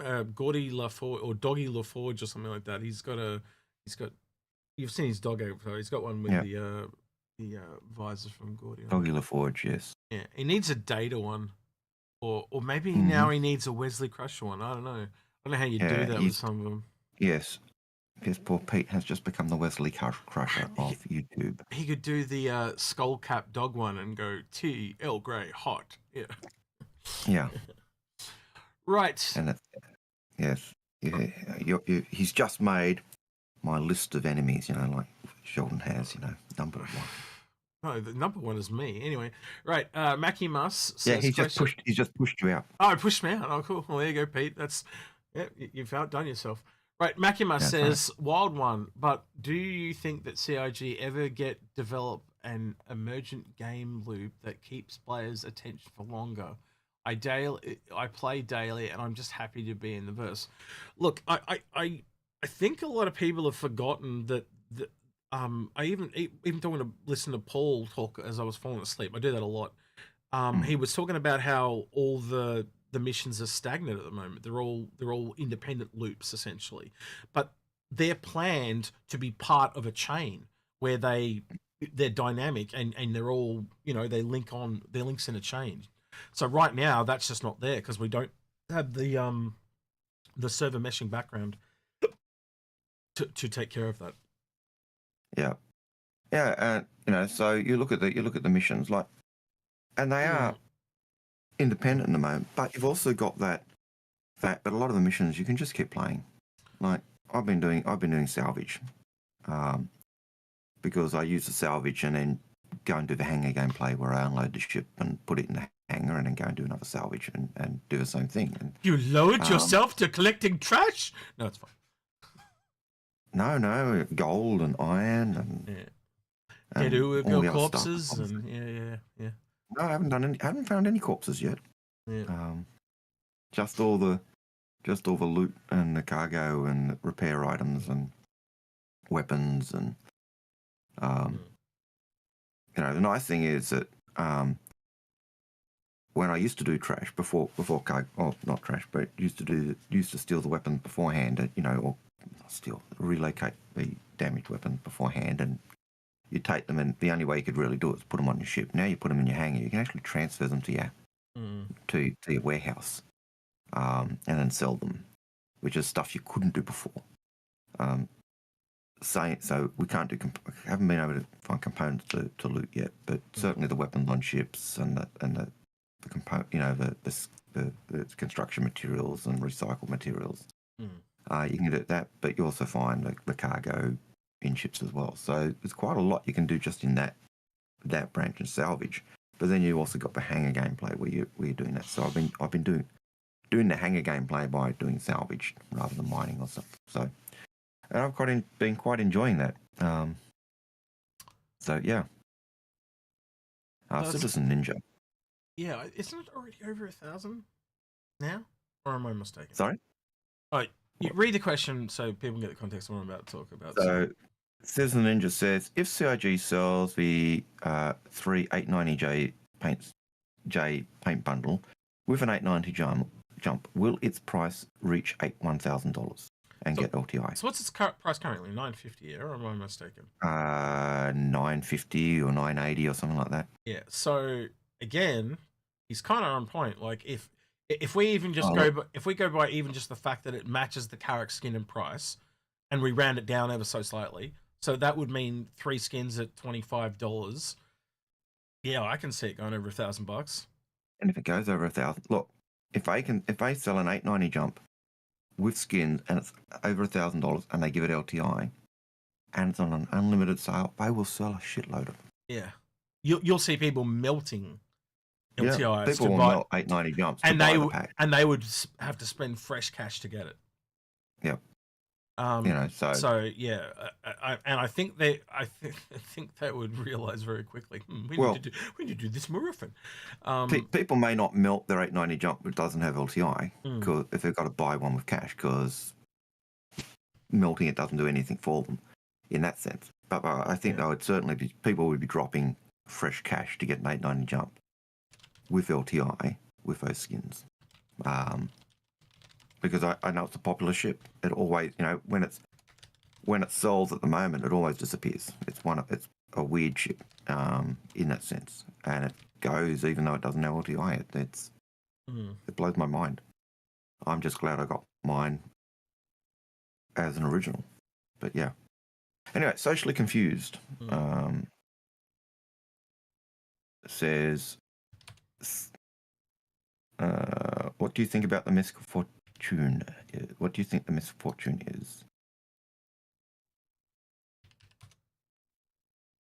Isn't Misc Fortuno like just one of the Fortuna skins? Don't know. Yeah. But who's that by? That's from Socially Confused. Skip it if you don't want to talk about it. What do you think the Misc Fortuna is? That must be something. Man, I just realized I got a whole bunch of messages now. Can't do it, not sure.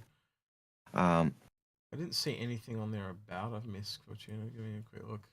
So if you can drop a link of where that is, Socially Confused, that would be wonderful. Just a picture of what you're talking about, so I can relate it back to their Discord and see what the hell you're talking about. And it could even be you were talking about that you dropped the question when we were talking about MISC and other stuff earlier, or within context. So it's called the MISC Fortune. Yeah, but yes, obviously it was on leaks. I get that, Monster Avery. But where they did a massive data dump, it's like 5 pages long, and I don't have time to sit here and read through everything while I'm on a live stream. So if you can just give me a snippet of where it is, so I know what I'm looking for. Fortune, not a night, not a. Mirai Racing Gloves. Oh, it's a Mirai racing ship. Okay. All right. It'll be a mirror. What did I tell you? Yep. Mirror ship. Yep. Racing or combat. Well, look, item description: Mirai Racing Gloves. Mirai Racing Gloves use synthetic. That's all I need to know. Fat Fury is a racing ship as well as a combat ship. I said this, but I get told I'm crazy and people think I'm an idiot, but we know it's a medium-sized ship.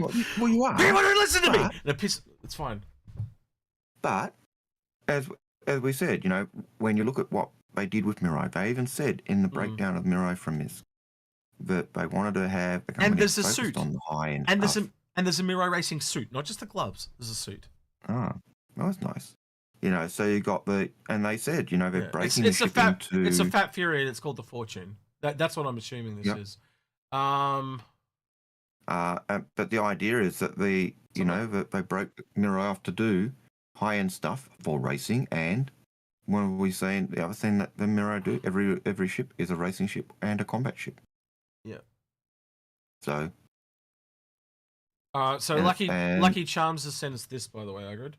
But he's done up a demo that I was going to do. He's done it for me. So this is for the shirts, by the way. So something like this, Execute and Algared, I don't think would put our names front and center, but okay, sure.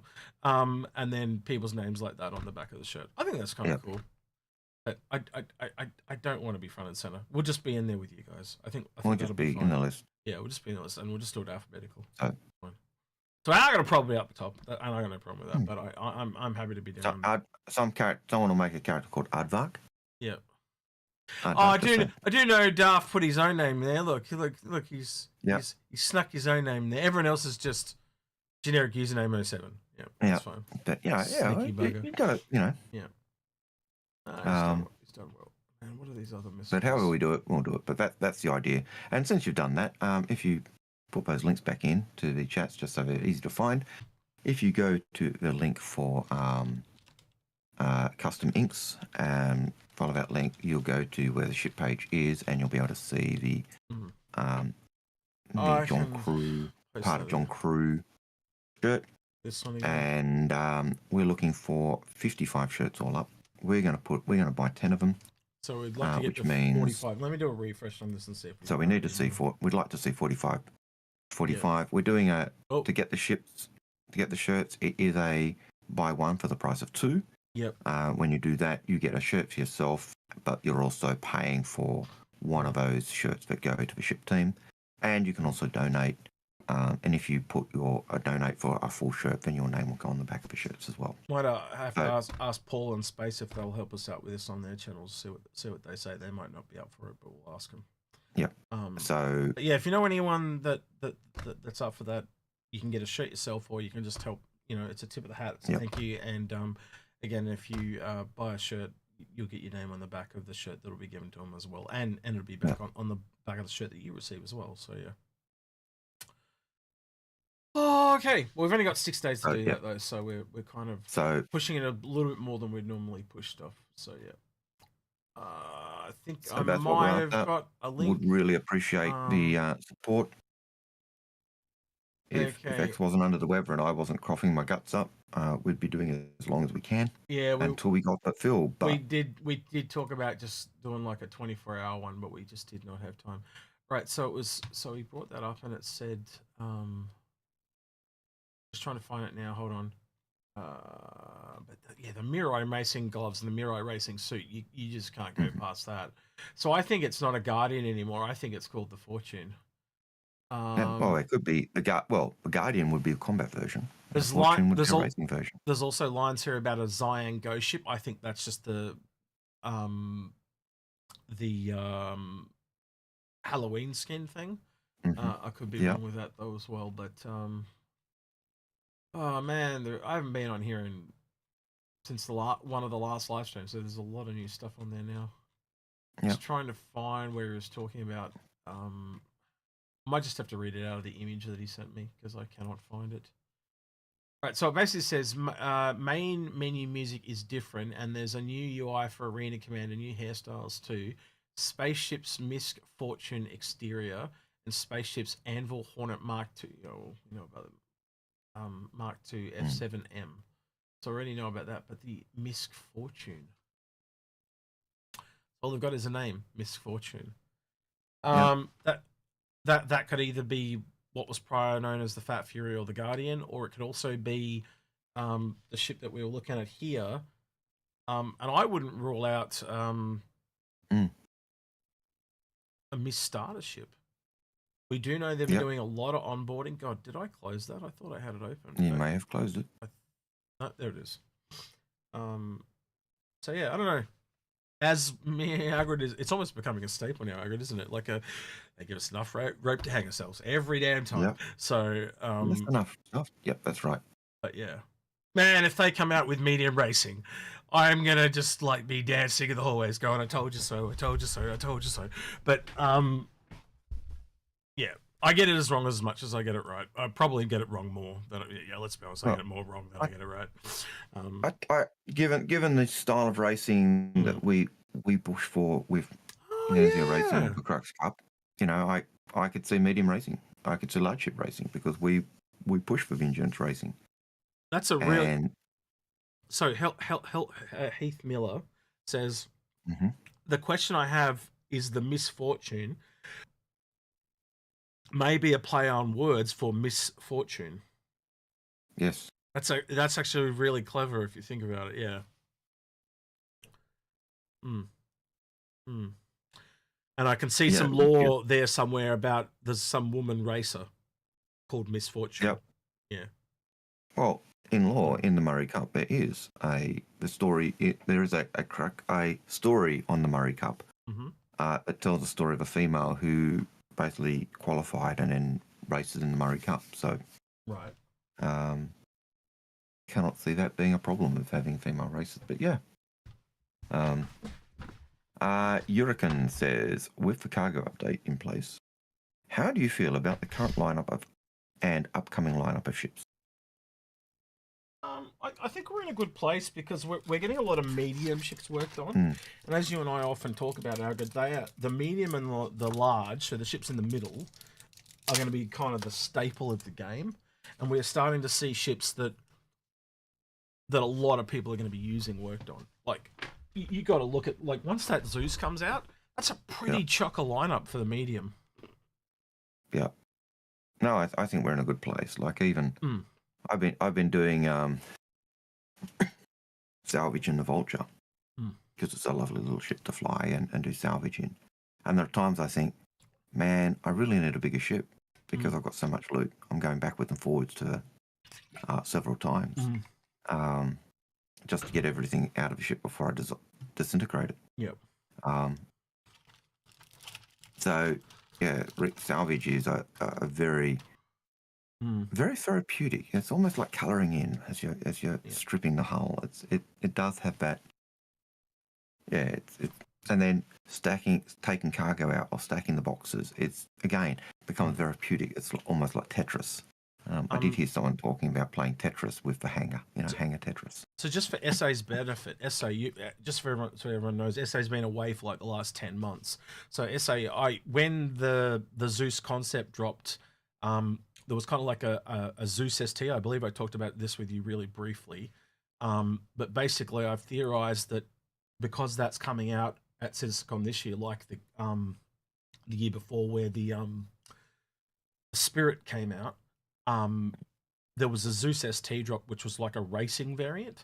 It looks, because it's got the extra fins on it, like some of the other racing ships. So long story short, with the Fat Fury coming from Mirai only have performance, which is essentially combat and racing. So my theory quickly became, you connect the two dots of those two ships together, they're bringing medium ship racing into the game, and that's basically also in line with the jump points coming out, long distance endurance racing through jump points. That's kind of where I went with, in short, just to give you the truncated version. Yeah. and I know people don't kind of get on board with that, but to me, I've got that's so endurance much racing. flack for it. I'm not a racer either, so But endurance racing, and that's one of the things that I know Anzia was focused on. I know some of the idea of the original Crux Cup was this kind of built on the idea of the Murray Cup, and the Murray Cup is all about endurance racing. I've got flack from racing people about it. That's not racing. It's a different. It's like rally racing versus Formula One. It's just a different type. Yep. I could see people. It's like arguing that the Daymar Rally isn't racing. Okay, so let's take Lemming. Lemming's one of our mods, right? So we totally encourage discourse, right? And Lemming has literally said, I don't see endurance racing needing a bed. What if you need to log off and go into and sleep? What if there is literally a race that is multi-stage and multi-day? Yeah. I could totally see it needing a bed because you've got to go to real sleep. Yeah. Or I could see, ships where it's a multi-day race where you're literally swapping over with crew. And so I could see it. It doesn't make sense. 3 people in a ship is not a lot. That's how I like. And the reason I came up with this, right, is I see this going further. I could literally see large ships racing, not just medium. I can see it going all the way. How long does it take you to fly across the verse? In Quantum, I don't. I think it was 2.5 days to get across the whole thing, and to visit every system in the game. They said it would take 22 days. Just to visit. So that's to warp in, turn around, and go out. So if you're doing a race that goes through, and I'll even shrink it down and say, rather than every system, every UEE system, say 20 systems instead of 100, you're going through every UEE system as a race, 10-day race. That's an endurance race. Yeah. And you could see that being in stages. You could see that being, even if it wasn't done in stages. Yeah. The having crew on your ship that are rotating, so someone's always flying the ship. Yeah. I could see that being a thing. Yeah, and it's would it be a big thing? No. As I said, it's totally valid to say that you don't think it's a thing, and that's totally fine. It may never actually be a thing, but I was always just looking for reasons why it could exist. Why have I seen? My brain was going, okay, I've just seen this medium ship that's got wings or extra fins, and then they've shown me what is clearly a Mirai ship, right? And most people go, oh, it's got to be a combat ship. But we know that every Mirai ship that's come out so far, of which there's only 2, they both have variants. Right? And there's now the Pulse. Even the Pulse has variants. And what were the 2 variants of the Pulse, Algared? I put it to you. A racing variant and a combat variant. What was the 2 variants of the Fury? The only well, there was 2 combat variants. You had a missile one and a gun one. Right? Yeah. So what do you do if what do you do if you gun that up? It's going to have guns and missiles. Even if it's one variant, right? What was the variants of a Razor? The same thing. The Razor is the same thing. A standard variant that was also a racer, a turbo racer, and then a combat scout racer. So, what are you going to get? A combat ship and a scout variant? Possibly, I don't know. But again, you relay it back to what all the other things are, and you connect all the dots, and they just tell me that at the very least, you got to look at the Zeus ST and go, it's got fins on it. So that tips towards racing. And my brain started going, why would they make a medium racing ship? That's all I was trying to answer. I wasn't trying to say that is what it is, but why was it? And once you start going down that path, adding the dots, you go. That's it. I know people who love endurance racing. And I just realised this is like the 10th time we've talked about this now. I've got to let it go. It's one of the things that I like, is that idea of a big ship racing. Even in Crux Cup, we get people racing 890 jumps and Hull Seas and Hercules in the race. So big ship racing is a thing. SA says, it's who are you talking to, like Pete? Top racing. They wouldn't Wowie. Who's Wowie? Who are you talking to, Pete? Context would be a great thing, but no. Right. So SA says, basically it's yacht racing, and I agree.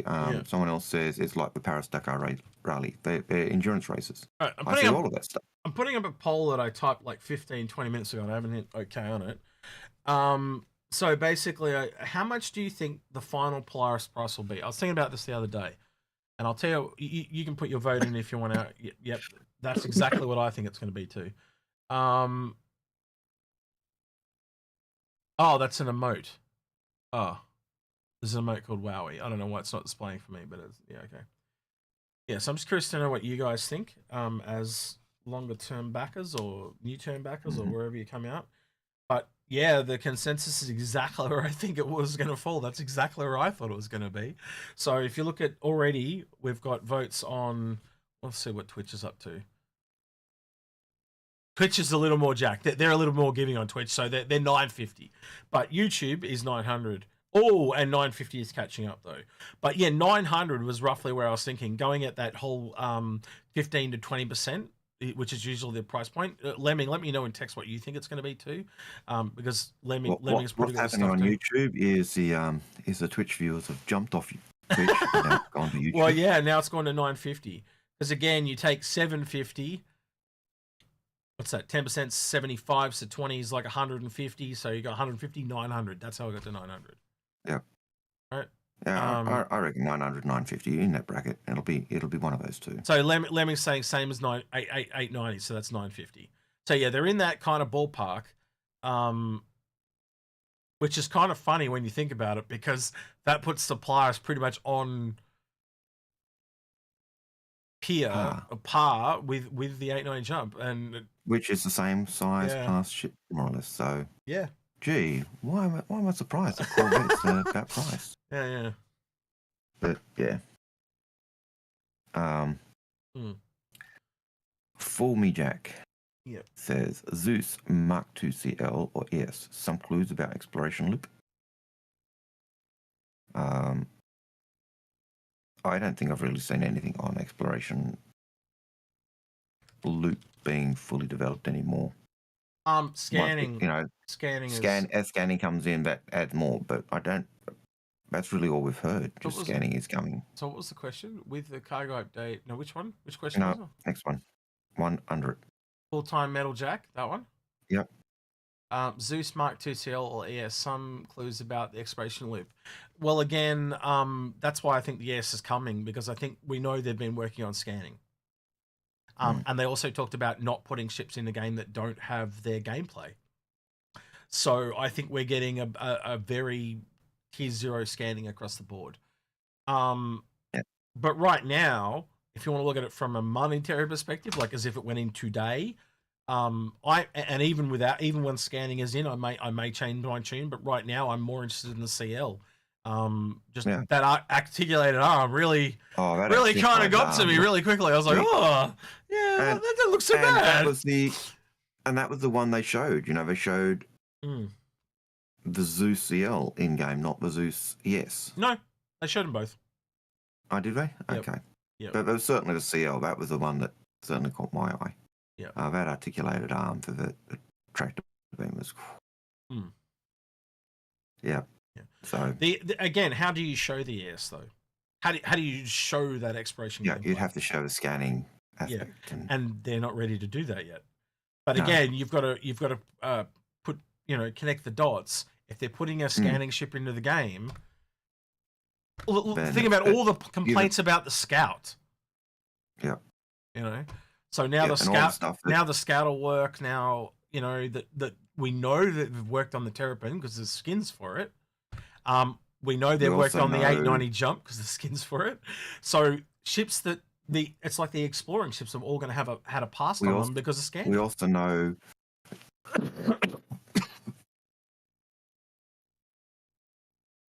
Oh man, don't go red on me. He looks like one of those Redskins. If you know what they're not called Redskins anymore. What did they change their name to? No, I don't know. So here in Australia, they had these really nice lollies called Redskins, and they were like a toffee or a taffy, and they've changed the name, and it's just not the same. No. And he's going red as one of those. Yeah, but I was going like that. Yep. But yeah, it's Damn, I thought what I was going to say. Doesn't matter. Oh well, I'll come back. The coffee made me forget. Nothing else. Yep. Lemming was talking about a Terrapin variant. Yep, we've talked about that ourselves. In fact, one of our recent videos, that was the one me and Algared really think that there's got a big We also know from the progress report that there was stuff on the Scout, the F7A Scout, or the and the Ghost. You know, those two variants, which was the scanning variant. So there is evidence that says scanning is coming, or there's some base stuff in scanning. Just 1 sec before it goes off the screen. They're the final votes for the poll. So it actually ended up flipping around. 950 on YouTube, and it went to 900 on Twitch. So 900 to 950, I think that's kind of where I would have sat on it as well. So I think we're all, you know, there's what 27% of it that are not in that window on YouTube. So yeah, I'd say most of us are on point, on with where I was thinking. So I'm not saying that I'm right. I'm just saying I think that most of us are in the same thing. Well, you look at 70% of the population, so it's going to be 900 to 950. That's, so Fearstare is a first-time chatter on Twitch. He says, "Hi guys, are you recording a podcast maybe for Spotify or Smithton? I don't know what he's trying to say. SMTHN. We actually never ever put them up. People came to us and asked us if they could take them and put them up on Spotify and other audio platforms, and we said go for it. We didn't mind. And then they just stopped doing them. They got sick of doing them, and so they stopped. They asked us our permission, and we let them put them up there. And but it wasn't something we pushed ourselves or did anything. It was just we didn't get any kickbacks or money or anything like that, and we just cool with what we're doing. Thank you, Olette, for the $2 super chat as well. Yep. And the big thumbs up. Yep. Awesome. Thank you. Right. Rusty Pigeon, Algared, when you're ready, mate. Yep. So do you guys think the hand cutter for the reclaimer or is a Titan suit? We're hopeful. We're definitely hopeful. There was that Astro Armada on Art Corp has a concept art piece on the wall, and I kind of looked at it when it first dropped, and I was like, I don't know. And now that the Titan suit's in game, there is some remarkable similarity, especially with the hand, you know, where the tractor beam is. It is almost spot on, but it looks like a modified version of the Argo where it's fully encased. So again, making a Titan suit and having variants of the Argo does make a lot of sense. It does, you know. I'm talking like Yoda, but you get what I mean, right? But I also think down the track, so maybe this year we get a couple of variants of the Atlas, and then 6 months to a year we get an upgraded Atlas or something else. No. More like the Anvil Ares, and it could be because it's a different manufacturer. But you get my point, right? They another Titan name. Is it combat or medical or whatever? You know what I mean? So different Titan suits from different manufacturers. I don't think they're all coming from Argo. That just seems like No, I think you're right. I think shortchanging shortchanging the concept basically. Because what it enables them to do, like Argo would stick with the the loader type approach. But you go to say Anvil, and they go to more a mech approach with a full bodysuit. So I can see different manufacturers doing different styles. And a lot of the pricing too of Atlas, you got to realize it's to set the frame for the ones that are going to be more expensive. If they made it 25, you'd be expecting the next one to be 30. You know what I mean? But if they make it 35, then the next one will be 40 or 45, and you're not going to go, oh yeah. I still think it's a lovely. The mech is lovely. I've got one now in my hangar because I had some credits. So I've only got a credit version of the Atlas, because I think it's the new cache, it's too expensive. Yep. It is disgusting. It's a disgusting grab. It should have been half the price it is. Yep. Especially if with the knowledge that variants are going to be more expensive than the first one. And I think that's why it's that price. It's the only Yeah, answer I can come back to for why it's so expensive, and to set the frame for other things to come after it to be more expensive. Now that's the one I was trying to remember, and Zach T said it in chat, and he even picked the manufacturer I was going to do it. The Grey Cat Gaia, and it's medical based. But I still, what was that? He law cry something. You know the medical company, Algared? Cure Life. That's what it was, wasn't it? Give me a thumbs up when you finish coughing your cups up, you poor bugger. Sorry, what was that? Cure Life was the medical people, wasn't it? Cure Life. So a Cure Life Gaia or a Grey Cat would work as well. But yeah, Gaia was what I thought that they would call the medical Titan suit, basically. I would have thought Grey Cat would have been more a mining variant. Totally. Or the Rock's dead when that comes out. But I still think that the suit, the base suit, should have been significantly lower, especially if you're looking at doing other suits that are going to be more expensive. Because, you know, how many suits do you add before you get up to the price of $100 or $150 for these mech suits? And it's insane. It's an absolute disgust that they do that. I find it horrific that they charge $30 for a skin, let alone.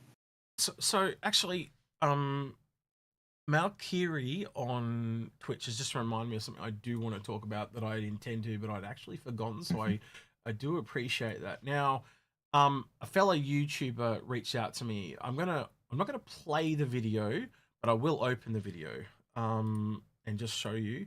So this is by a fellow content creator called Nooblitz. He's generally kind of does a lot of ARC videos, and as you can see there, he's beyond morphologist. He's like almost at 500k, what's 460 something k, right?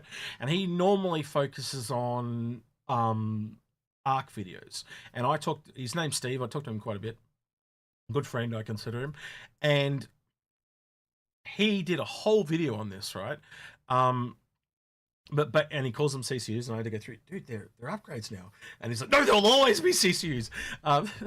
But long story short, there actually is evidence of this, and if I actually open this, right, people contacted concierge over this, and I know you probably can't read it, so I have to zoom in a bit here. But literally, says it is intentional that this is not there is no upgrade option for the Atlas. It is only available as a standalone pledge. So not only did they make it more expensive, they deliberately made it so there was no way to upgrade any of your referrals to this. Or people that generally had a ship. So if you happen to have had an Aurora, what was it, the cheap one, the MS, what was it called? The ES. Algared, you're muted, I think. He's coughing his guts up again. I was muted, but I then needed to cough again. Okay, yeah. But yeah, that is a really bad precedent. Whoever made that decision at marketing, you need to undo that stat. Because I was like, that means going forward, they're going to be starting to cut things off. Right? If you got a referral, and aren't you, like, because I know their thinking is like, oh, people are just going to spend credit and upgrade from that to this, and we don't get any new money. That's their thinking. But you're the one that gave out the referral ships. Why do you give out referral ships if you're not going to let people use them to upgrade? So there's no enticement to getting referrals anymore. You've just killed this sets the precedent now that there is no point referring anyone because you're basically going to do this shit. You've just killed your own referral program. I don't know if it kills the referral program, but it's certainly. Well, why would I buy? But why would I want to get my 5th Merlin or my 5th? Yep. Why would I want that? I don't need that many Merlins. So I want to change it to something else, and I can't because they've now said it is intentional. Yeah. Well, at least for that one. The only relationship I can see to the Atlas is with the PTV, the Argo PTV. Well, again, I gave them the benefit of the doubt, and I said, "Oh, this will be an oversight." And then I saw this. Steve sent this to me, and I was like, "Oh shit!"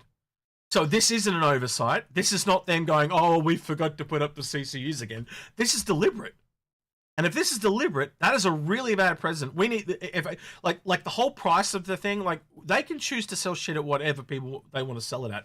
But if they start pulling shit like this, they're going to lose a lot of people because all that good faith on referrals, gone. The whole refer, it kills the whole motivation to refer now, right? And yes, there are things beyond this, but you get my whole point though, right? A lot of people, like not everyone's going to get a javelin off the referral program. Most people though will get a Merlin or an MPUV or something like that. So there's something in it for everyone. But now with this, it really cuts it in half. I think you're both going too far in your analysis, in your negativity. Yeah, but think about it, Algared. As soon as you have 2 referrals of the same ship, you're going to want to change one of them. So that's what I mean. Why it cuts it in half.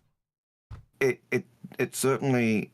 The referral program and the ships in the current ladder of the referral program, that's fine. When you're doing those programs where it's refer a friend and get a P52 or a P72 or something, that becomes an issue. And I get that. I'll give you that. All right, I'll give you that. But now let's go a step further. I brought a Pulse. Algared. Yep. And you want to upgrade it to something else, and you want to upgrade it to... You can't. Okay, you can't. And that's a legitimate thing. So I can go past the ATLS, but I can't go to the ATLS. I bought a Grey Cat PTV. I can't upgrade it because the PTV's never been upgradable. Yep. All right. It's in that category. I am cheesed off with the Atlas. It's a great little toy, just like the PTV, but it's not $40. It should have been 20. And I'm sorry, but marketing, you screwed the pooch. I just think I think there's some really bad precedents. I think if they'd lowered the price, they'd have sold twice as many because people, numerous people said at $20 I'd have bought 3. So if anyone at $40, if anyone at CIG is watching, please pass this up the chain because I firmly believe that this is a customer service. Because he even mentions that they don't know because they're just a customer service rep. So I'd like an official response on this, but quite honestly, I honestly just thought it was an oversight. But it's the first time Can I chime in here? Yeah, go Lenning. But it was the first time that we've never had upgrades to something. So, I have a hard time justifying that the Atlas is an upgrade for anything. Now that they've changed them from CCUs to upgrades. So you have a fully functional Aurora MR, okay? And you're like, oh, well, this thing looks neat. Let me upgrade my MR into an Atlas. And again, we're just talking about a new person to the game here. Oh, I see where you're going. So you're worried about someone upgrading and removing their ship so they can't fly. Exactly. Now I'm with you. Yeah. No, I can see that. But then why don't you just make it so there's no Aurora to Atlas upgrade? But there are Merlin to Atlas upgrades or Pulse to, you know what I mean? So I think the Atlas is more of a tool than a ship. Agreed.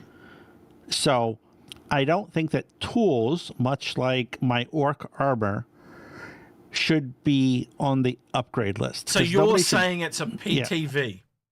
Yeah. Yes. Do you follow that analogy, Algared? I can kind of see where he's going with that.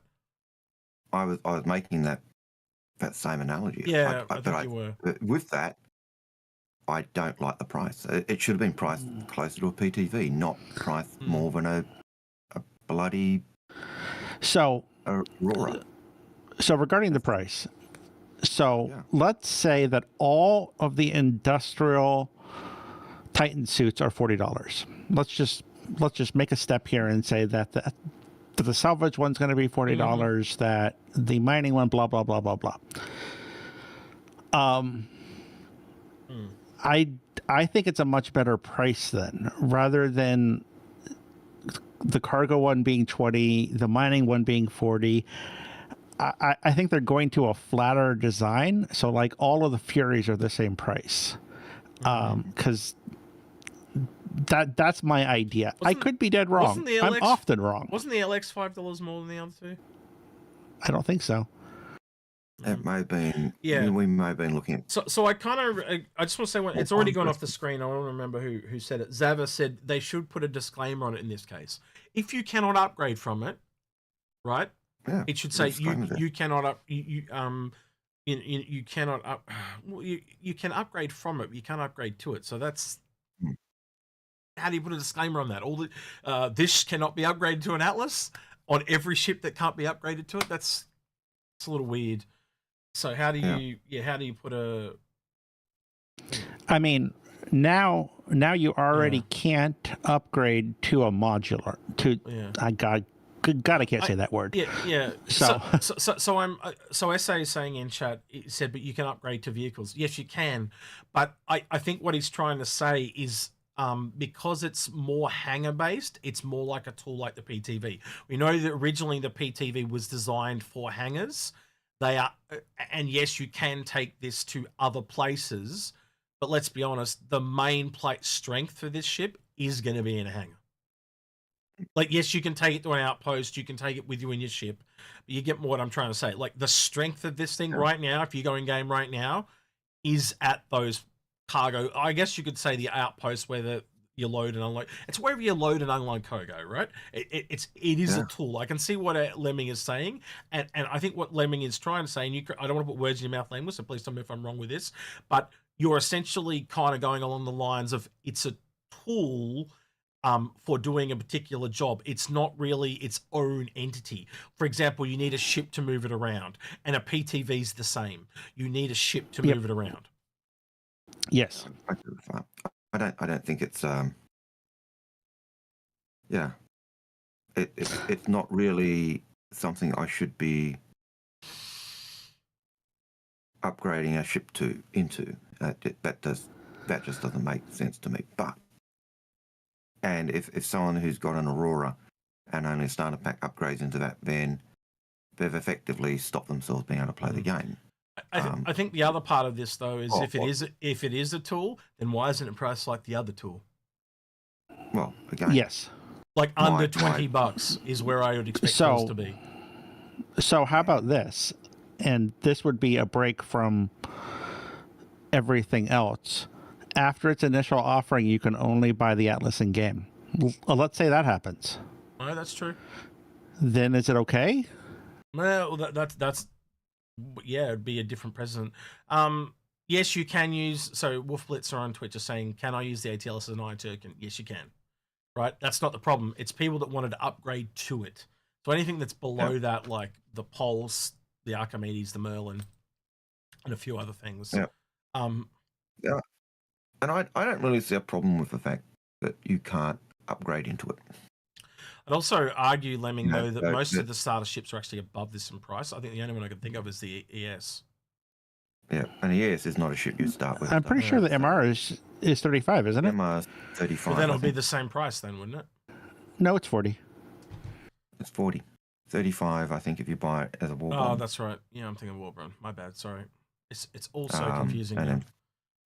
Yeah, it is. Yeah. But that's my beef with it. It's their MR and Mustang are $30, people are saying, and the Atlas is 40. Yep, New Atlas is 40.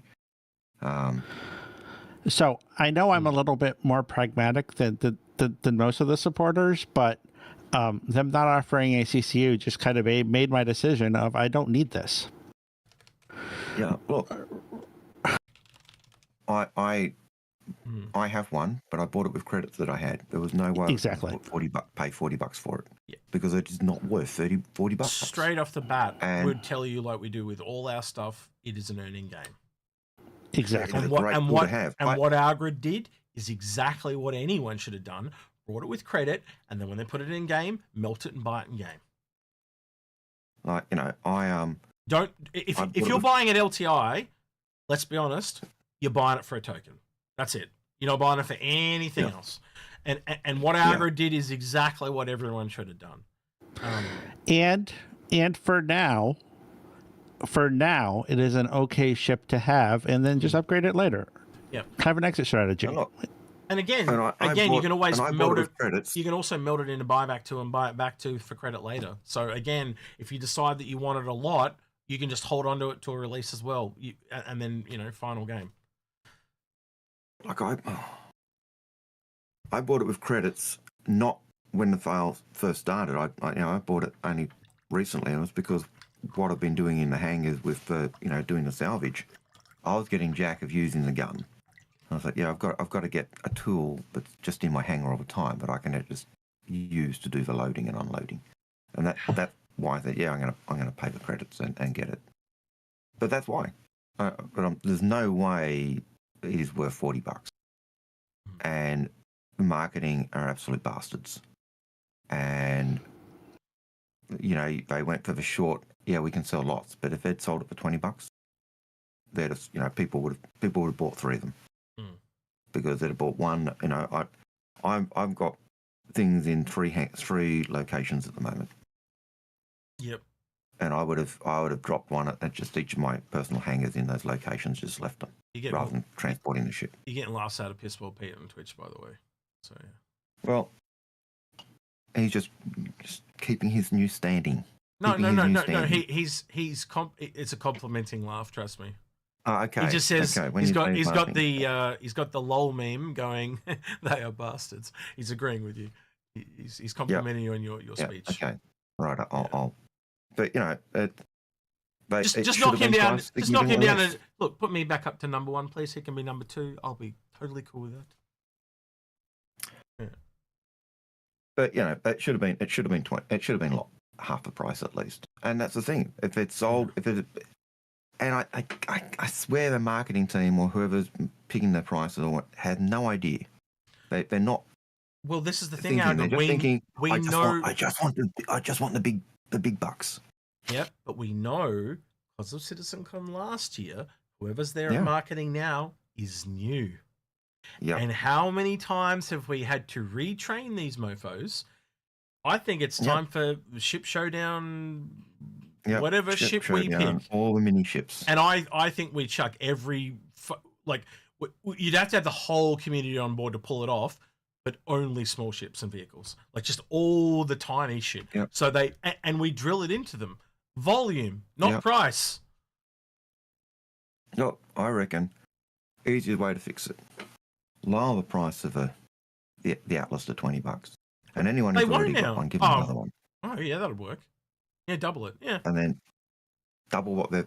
Oh, you bought one, you've actually got 2. There you go.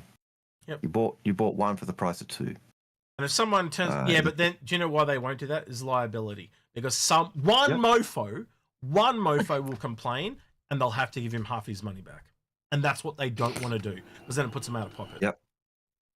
One all right. Will say, I only wanted one, I didn't want 2. Yeah, because they're idiots. Well, you could give them 20 credit, but they'd still complain. Yeah. How about if they come out with a base with the frame with no tractor beam or anything like that and charge 30 for that? 30 still too much. I'd probably just say you could put the next Titan suit that comes out, they get one of those and the Atlas. Yeah. But again, I think whoever's in marketing is doing this. I've just noticed every time a new marketing person comes along, we see this having to retrain that person because they're used to traditional marketing practices. I guarantee we know from CitizenCon last year, about 2 weeks before that happened, the marketing guy got fired. Right? I'm not going to go into why, but we know he did, right? And then basically that means that they've had to find a new person. And that new person did Invictus, and they would have done this. And I guarantee you that if they're still here, they did the Atlas, and they have just aggressively priced this thing. And we had to teach the last person that you can make it up on volume. And we remember we heard back our grid. We sold so many of those little things, it blew our mind. Yeah. Because they were angry at me. The initial message we heard back, they were livid at me and Paul for screwing with their Ship Showdown thing. That's why when we put up the idea of the PTV, and they just nuked it out of the competition. They're like, it's gone. Just us talking about the idea of it nuked it, right? So they did not want a small ship because they wanted to have their big ship sales so they'd make more money. Yeah, that was it tells you everything Ship Showdown is about. It's got nothing to do with us. It's all about money. It's all it is, and that's the problem. We all feed into it. So if we can actually, all those moves like fight demand, fight the system, we control the system. So if we band together, we can teach them what we want. You know the whole thing with like fight with your wallet. We're fighting with our votes, and we saw the MPView and the Carrick being taken down, and the MSR being taken down. And we saw it again this year, like the F8 Lightning came up, the Terrapin came up, the Reclaim, like there were ships that I thought would never get there, and they got there, and I was so damn happy, that they got there, and there was disappointments there as well, but again, if we bound together the community, we can send that message, but we've got 11 months now to get it out there again. Start talking to your friends. Start planning, and if we've got that Discord going now, the next time this drops, we are ready to go. We've got 2 or 3 ships that we know we're going to chuck out there. We just got to pick a ship and roll with it as a group. But I think we go one step further. Not just put that small ship at the top, because we wanted to send a message last time. I think we go plant devastation. Just every small ship you can possibly chuck up there. We chuck up all 3 cutter variants. We chuck up, and again, they deliberately, you go look at the vote, right? They deliberately set ships up to fail. They put the Terrapin, the Gladiator, and what was the other one? There was 3 ships that they put up against the 600i, which was the only ship that was in the top 3 of most popular ships, because the Carrick wasn't on the list. Oh, actually, I take it back. The MSR was there as well, but the MSR was completely down in another category. And the 2 ships they put in as exploring ships was the 600i and the 890 Jump. Now, I would argue that Terrapin is way more of an explorer than they are, and I'll give it to them technicalities, like technically they're explorers, but they are the most unexplorer. Like, they don't go way out into the black like the others do. Again, exploring is different across the board. So yes, technically they're explorers, but they're the least unexplorer of the type. They're tourist ships. They're not. I think it comes back to, you look at when the MPVU came out, or not the MPUV. Yeah, the MPUV, when we pushed it for Ship Showdown. They were livid because we'd ruined their big sale. Yep. They were peeved off. Yep. That we'd ruined their big sale, and then they were exuberant because they realised how they sold so many of the small ship. They actually made up the cash on volume. But do you get pissed off? And that's what they should have been doing with the Atlas. But do you get pissed off, or do you realise we're sending you a fucking message? Well, right? Or do you actually go, why did they do this?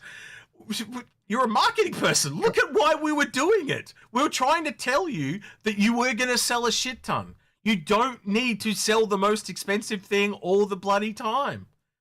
Again, you said it yourself. Well, the other thing is, you don't need to have prices set. So you said what you said to me on that first day pretty much was exactly true. You said at $35, I brought one. I will probably buy one. That's what you said to me. But if they'd made it 20, I probably would have brought 3. And that's 100% correct. That I would have brought more too, because then I thought like I was getting more for my money. And I thought, and then all of a sudden, it's only $20. I'll buy one for my friend, my mum, my dog, my cat. Yeah. You know what I'm trying to say there, right? The cheaper they are, you kind of can justify it more. When it's $50, we'll look at it this way. Say they were $50, I could buy 2 for $100. But as soon as they're 20, I can buy 5. Wow, I will buy more because it's cheaper. They don't understand. I'll give them away, and I can use them as LTI tokens. They do not understand gamers at all. Different hangers and. They just don't understand gamers. No. We can justify small expenditures, but we can't justify big ones. Why do you reckon games have stayed at $60 and only just crept to $70 over the last 30 years? It's insane. Yeah, because people don't like it. But yeah. But anyway, that's our rant. Yep. And on that rant, let's move to a more pleasant title. That is our shirt. You want to talk we about the shirt? We would love you to support us. I want to plug the shirt again. All right. I'm going to keep plugging the shirt. All right. We would love to get 45 of these shirts. So the deal is you can actually also get one of these shirts. Oh. Buy one for the price of 2. We've sold another one, Algared. We're up to 7. Awesome. So we need 45 shirts with the 10 that we're going to get. we'll give enough for everyone on the ship team to get a part of John Crew's 38 to go. John Crew's crew. Need another 38. So there are two ways you can do this. You can either buy one shirt for the price of two, very Douglas Adams, or you can make a donation of a shirt or any other amount to help us reach that total. The total amount to get the 52 shirts is like 2K. I don't think that's pounds. Is that pounds? So no, it's less than that. Because so the last time we did a quote like that, it was actually 110 shirts. Because that was on the buy two thing. So buy one for yourself. Yep. But it was £2,350. Oh, no, USD it was. It was USD. 2,300 USD. But again, doing it this way, it won't be 50. It won't be 110 shirts because you don't. Yep. Some people will donate money. Some people won't. Some people will want the shirt. But again, this also doesn't show you what people have donated. So I'm gonna have to look at that at the end of the show. But again, this is going towards the ship team. If you want to get a kickback for yourself, if you buy a shirt for yourself and you buy a shirt for, or if you just buy a shirt, if you donate at least the price of a shirt, which is like $26, your name's going on the back. So yeah. Yep. So and that's what we're looking for. Nope, not that one. God damn it! I must have closed it. Nope, there it is. It'll be something like this. Yep. It may also be worth having a look at what we've got in donations, if that's possible, as another window. Not necessarily put it up for everyone, but so we can actually have an idea of where we're at. I'll have a quick look. But yes, some of us said, look at League of Legends skins. They sell for a minimum amount, but they make. We've actually got $75 in donations as well. Damn. So there you go. So yeah, that's pretty good. We've almost got as much in donations as we do in we're 20 in donations. Yeah. So we've got enough for almost 3 shirts in donations. Yeah, sweet. So we're roughly at 10 shirts. 20. So you guys you've matched us. So yeah, we just need to, if we can get another, what's that? 20, 32. Another 35. Or 35, whatever. 35, 32. Some range. But yeah, that's awesome. So yeah. So can you share the link again? Each time we do it, you got to share the link. Oh, I got to share the link. Okay, I will do that. Every time we do it, you got to share the link. Sorry. Yes, boss. Yes, boss. Don't hurt me. I'm not a nowhere girl. He tries to whip me. He tries to whip me. Master. No. Yes, master. Masturbator. You lean over like the hunchback, Oh, you mean yes, master? Yeah. Yeah. That's right. Igor. Yes, Igor. Igor, yes. But yeah, so that's what we'd love you guys to join us on this. We'd love you guys as part of our community to actually be part of a community that's giving a shirt. We did think of this as something from the Inforunners community.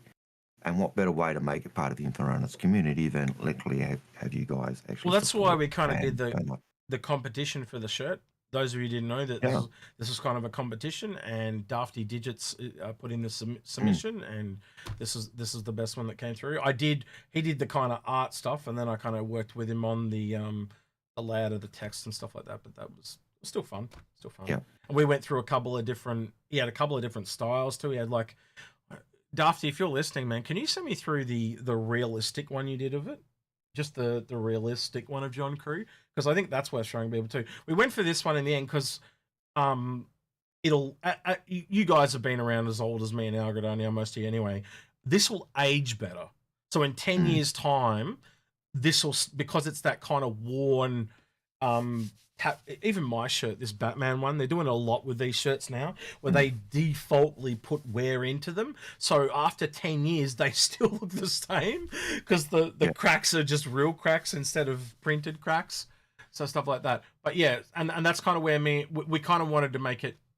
Now the one where the realistic one, the real photo, the one. He sent me like 3 other ones. The real photo. The one that was the real photo. And yeah, send the pixel one as well, because that was really good as well. The one you just deleted. Send that as well. And the one, the realistic one, Dafty Digit. He's going to have to wait 30 seconds to hear what I'm saying. That one. Yeah, this one. So have a look at this one. Oh, wow. So how good is that? And that's the first one he sent me. And I went, holy shit. So that's clearly John Sparrow. I was saying when I saw that, I went, whoa. Yeah, he did a really good job. But also by making it into it looks a lot less like Jack Sparrow, and it also allowed it in to redden up the hair a bit, so it looks more like John Crew's hair. This was another one he did that I thought was really good as well, and we may use this for another shirt down the road, because I thought that was just brilliant. Yep. Really, John Crew. yeah, 8-bit John Crew. So yeah, I just thought that was real. They were two really good ones, and yeah, he knocked them out of the park in my book anyway. Yep. So hats off to you. I was in agreement when I saw them. I was out. Yep. I think you showed me that one. I said, "Yeah." Oh yeah, here we go. Here's a better one. He just sent me this one too. Now he's just like this is just all Dafty's work now. He's going to look at the rest of the stream. Yeah. I thought that was really good. So that'd be a really nice shirt to yeah. And he obviously made the beard red and stuff like that. So yeah. Yeah. So, but anyway, that's the shirt. So we'd really would love you to join us on that. We do realise that asking you to pay for get one shirt for the price of two is a big ask, but it also enables you. If you do that, you do get one of the shirts as well, and they are going to be limited. So Pluck Me is just saying, how do I donate 2 shirts but not get one for myself? Just donate twice, or just so. For example, look, I'll show you real quick. If you go back to the shirts, each shirt is $52, but what that does is it pays for your shirt and it pays for a shirt for a developer. So if you just wanted to donate for 2 shirts, you just donate $52. Yep. Just donate $52 and you've donated 2 shirts. Yep, that's it. So every shirt is $26. So however many shirts you want to donate, feel free.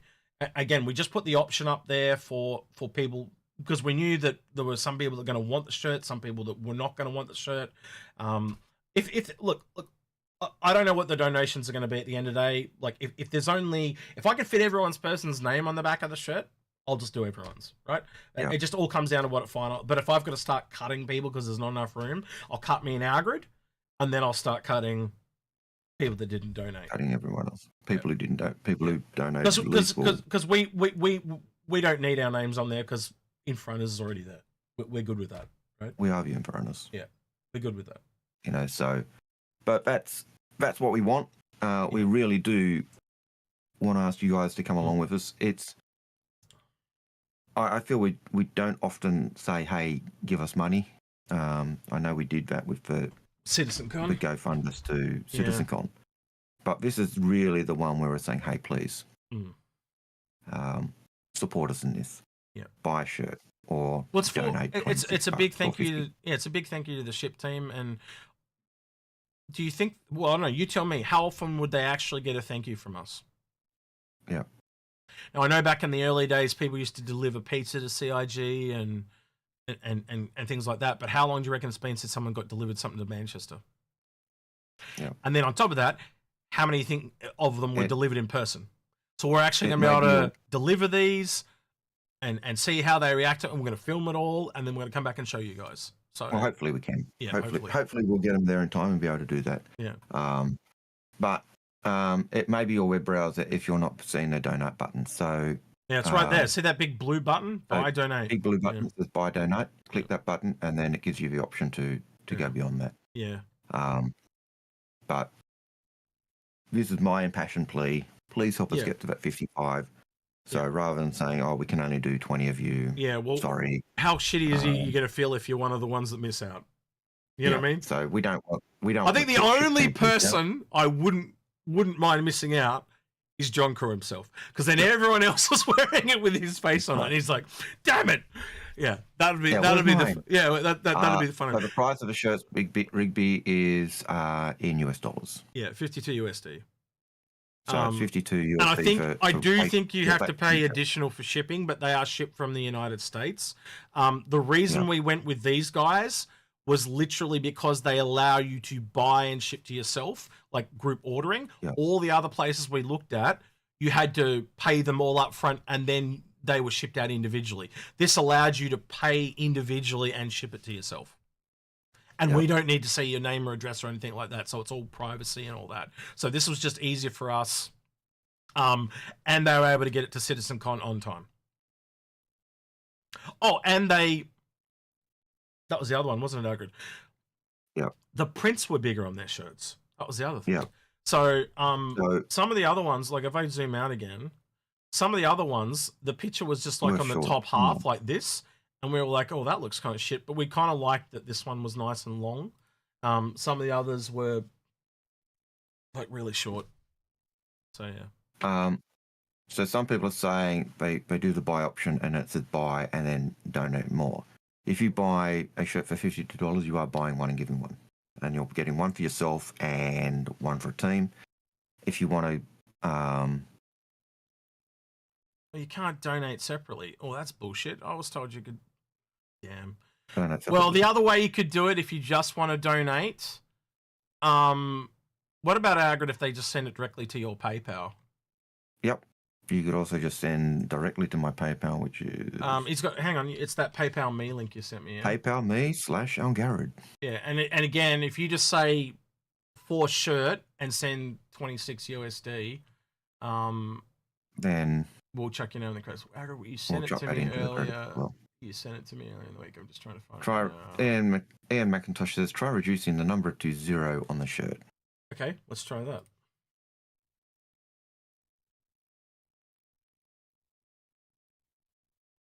No. 0. Nope. Won't let me go to 0. So you can't. But yeah, all the money for this is going to Algared's PayPal anyway. So he can send it off to the print. Algared has done a lot of... Well, I helped him, but Algared has done the lion's share of this, like running around behind the scenes and stuff. I just helped with the art and stuff like that. I'd argue it's been a team effort. Algared, I don't know what you'd call that. Your lips are moving, but no words are coming out of your mouth. That's because I turned myself off when I was coughing last time. Well, that's your next skill. I usually turn myself on, but you do you, mate. It was just it was Algared, wasn't it? PayPal PayPal PayPal.me/Algared. Was it capital A or a small A? Capital A. Capital A. Let's see if I can open it. Yep. And you get my ugly old man Al Hurston picture. Wait, why doesn't that? Oh, because I put a comma instead of a full stop. Yeah, Matt would always do it. Yeah, so there's Algared's there. It does dox you though, Algared. It does. So now you know Algared's who I am. You know Algared's real name. You know my real name. Here you go. Yeah. Well, mine's out I'm there. not old man Al, although I do get a lot of people do call me Al. Yep. Even outside of games, so even in real life. For some reason, don't ask me why. I don't know. My real name's been out there for ages, so I don't mind. And I've always said, hey, if you want to come visit me, come visit me. Good luck. Yep. So 30 hours to get here, bitch. I still think. Yeah. Oof. You know, I'm half expecting he's going to cough too hard and die. Yeah. Look, I still think, you know, the inability to do an individual donation sucks a little. We were under the impression that you could do either buy a shirt or donate. Yeah. So apologies for that. I didn't realize. But our goal, the idea of buy one shirt for the price of two, is buying and donating a shirt. And so, buy a shirt and you're donating and you do extra. And if you decide to just donate as well, you're donating a third shirt or a fourth shirt. So just make another shirt. Just make sure if you PayPal Algared $26, you say what it's for and put the name that you want to appear on the back of the shirt. Yeah, because Algared's going to Las Vegas. Woohoo! Yeah. That's right. He's been playing. Someone's donated. We're going to get to Manchester and he's going to be at the crab table. Woohoo! Lucky number 7. Yeah. Come on down. No. But no, I think you'd almost count any mysterious money coming in today would be a donation Algared. So I think that would probably be the case. But so anyone that donates, we really appreciate it. We hope you guys like the show. I haven't heard anyone say that they don't like it or like it, so it's kind of making me a bit nervous. Well, so just let we've sold 10 now, so that's good. Yeah, one in chat if you like it. A 2 in chat if you think it's kind of meh, and 3 if you hate it. So just kind of give me a little bit of a scale on whether you like it, don't really care, or 3 you hate it. So there's a few ones. Okay, that's good. Okay. Yeah, Zanella is a horrible thing. Yeah. And again, as Algared said, the 2 people we talked to from CIG, they both said they think John will like it. So, yeah. Wait, one, but my dogs are white. What? I don't get that. I don't get that, Plug Me. What, they're going to eat the shirt? You're buying the shirt for your dogs to eat? I'm really confused. What do you mean by that, Plug Me? You know, all the dog hair. Oh, well, I've got cats. I don't give a shit. Look, I got it everywhere. Yeah. Like, it is you get everywhere. Man, you got pets. I understand where you're coming from. You got pets. You just live with it. You know, like people go, I've got dandruff. I don't care. I've got freaking cat hair. Don't give a shit. Take care, Rigsby. Have a good sleep. Yeah, see you, bud. But that's where we're going with our shirts. We are after, a total of 45 shirts is what we want in the background, or 42 minimum, absolute minimum. But anything above that is gravy. And it just means that we can guarantee everyone on the ship team gets a shirt. That's our goal. We do want you guys to come with us, and we do want to be able to put your names on the back. Lemming, you still there, bro? Nope, Lemming left. He's not in recording anymore. Lemming, if you can hear me, come back. I need to talk to you when you get a sec. All right. Yeah. So that's where we're going with that, and we'll go back to another question. And a question is from Rusty Pigeon Gaming, who says, did you guys see the 2 extra openings on the Reclaimer? On top and at the back, maybe drones? Yep. No, there are definitely drones. There's a drone room on the ship. Yep. There's definitely drones on the ship. I think it's got room. I think it's got 2 drone controller seats as well. Hang on, Lemming's back. Lemming, can you put a post with the Algared's PayPal, the link to the shirts, and basically tell them what we're trying to do in the Discord, please, and pin it. Sure. Just so they get the message as well if they're not watching the show. And thank you very much. And Algared, to you, we need to remember to put that in this week's episode. Shit, I just realized it's going to be a forever green. So damn, we should have put it on the episode on Tuesday, but we didn't have it ready to go on Tuesday. So maybe I'll just put it in the description then. I'll put it in the description. We were working to get it done, and we didn't get it done. There were issues we were having. What we might do is an old man Hurston. You know how we put you before the video a while back? I might get you to do one. So we'll do. You know, you have to do a news deck thing. We'll make a joke out of it. Don't worry, we'll figure something out. Yeah. And I'll check and I'll edit it and put it before the start. I'll re-upload it and put you before the video. Yeah, you have to work on that cough though. I'm trying. Yeah, I'm trying. Yeah. So I've got a serious question for you. How bad is your Evercrack withdrawal right now? I just want to know. My Evercrack withdrawal is pretty good. I do have a new delivery of coffee. Yeah. So, although I haven't had coffee. This is what happens when you haven't had your Evercrack, boys and girls. You just go into unfitting coughs of rage. Yeah, it's the Now, don't you be disparaging Evercrack. Execute. Paulie does a very good job of mixing that drink just nice. Also, Lemming, just point out to them if they want to see what the shirt looks like. It's on the page. Yeah, so go to the link page and stuff. Appreciate that, Lemming. Sorry, but, I'm just. Yes. No, that's it. So yes, we do notice that the Reclaimer does have openings. We do know that it does have drones, so I don't think that's necessarily. I think the other thing though I would say is the hatch on the top was a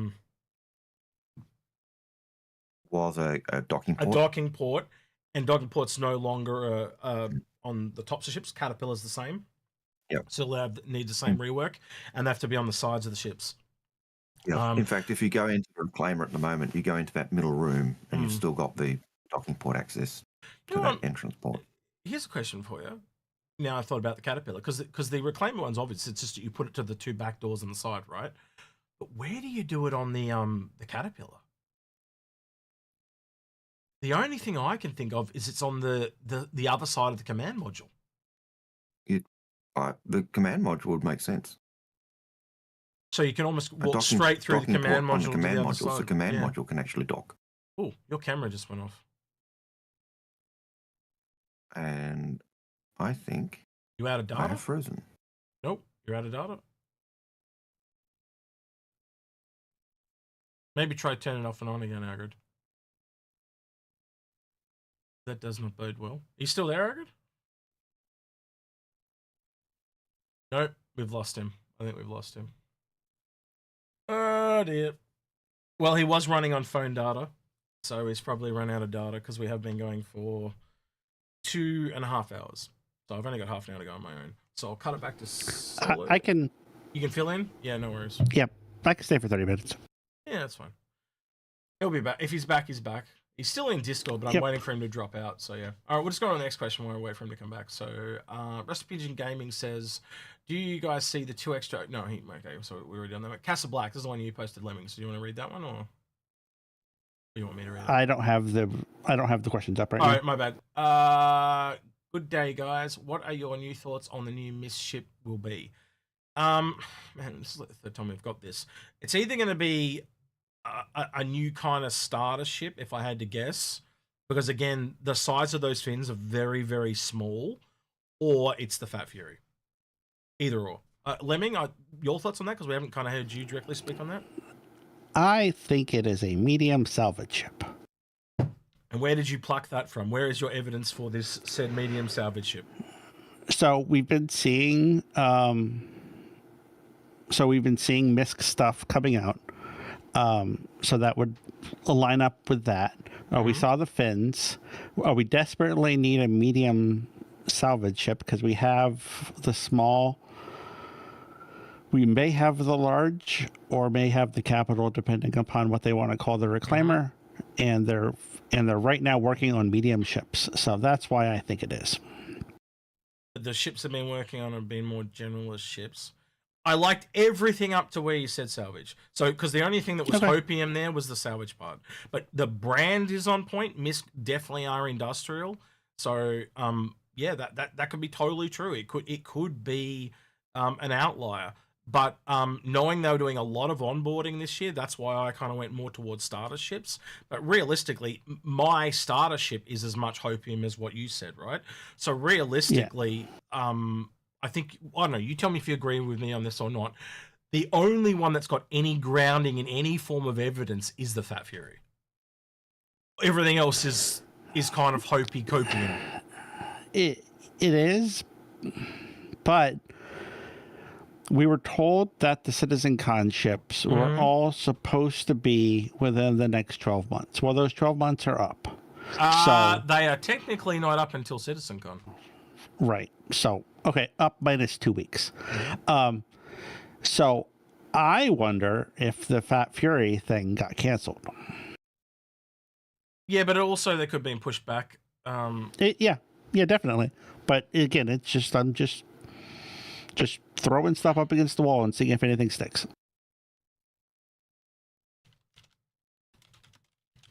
Sorry, someone on Twitch is asking a very weird question, so I'm just replying in text. They asked, can you put a link to Execute channel?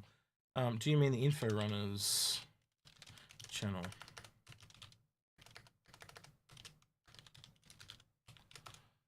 I don't know what he means. Obviously English not his first language. He's also got a very Asian to yours. It's just Inforunners, just YouTube/Inforunners. So youtube.com/Inforunners. Or I can do that for you because I'm not doing a live stream and trying to drive at the same time and type and talk awkwardly to you at the same time. Bang, done. Right. Under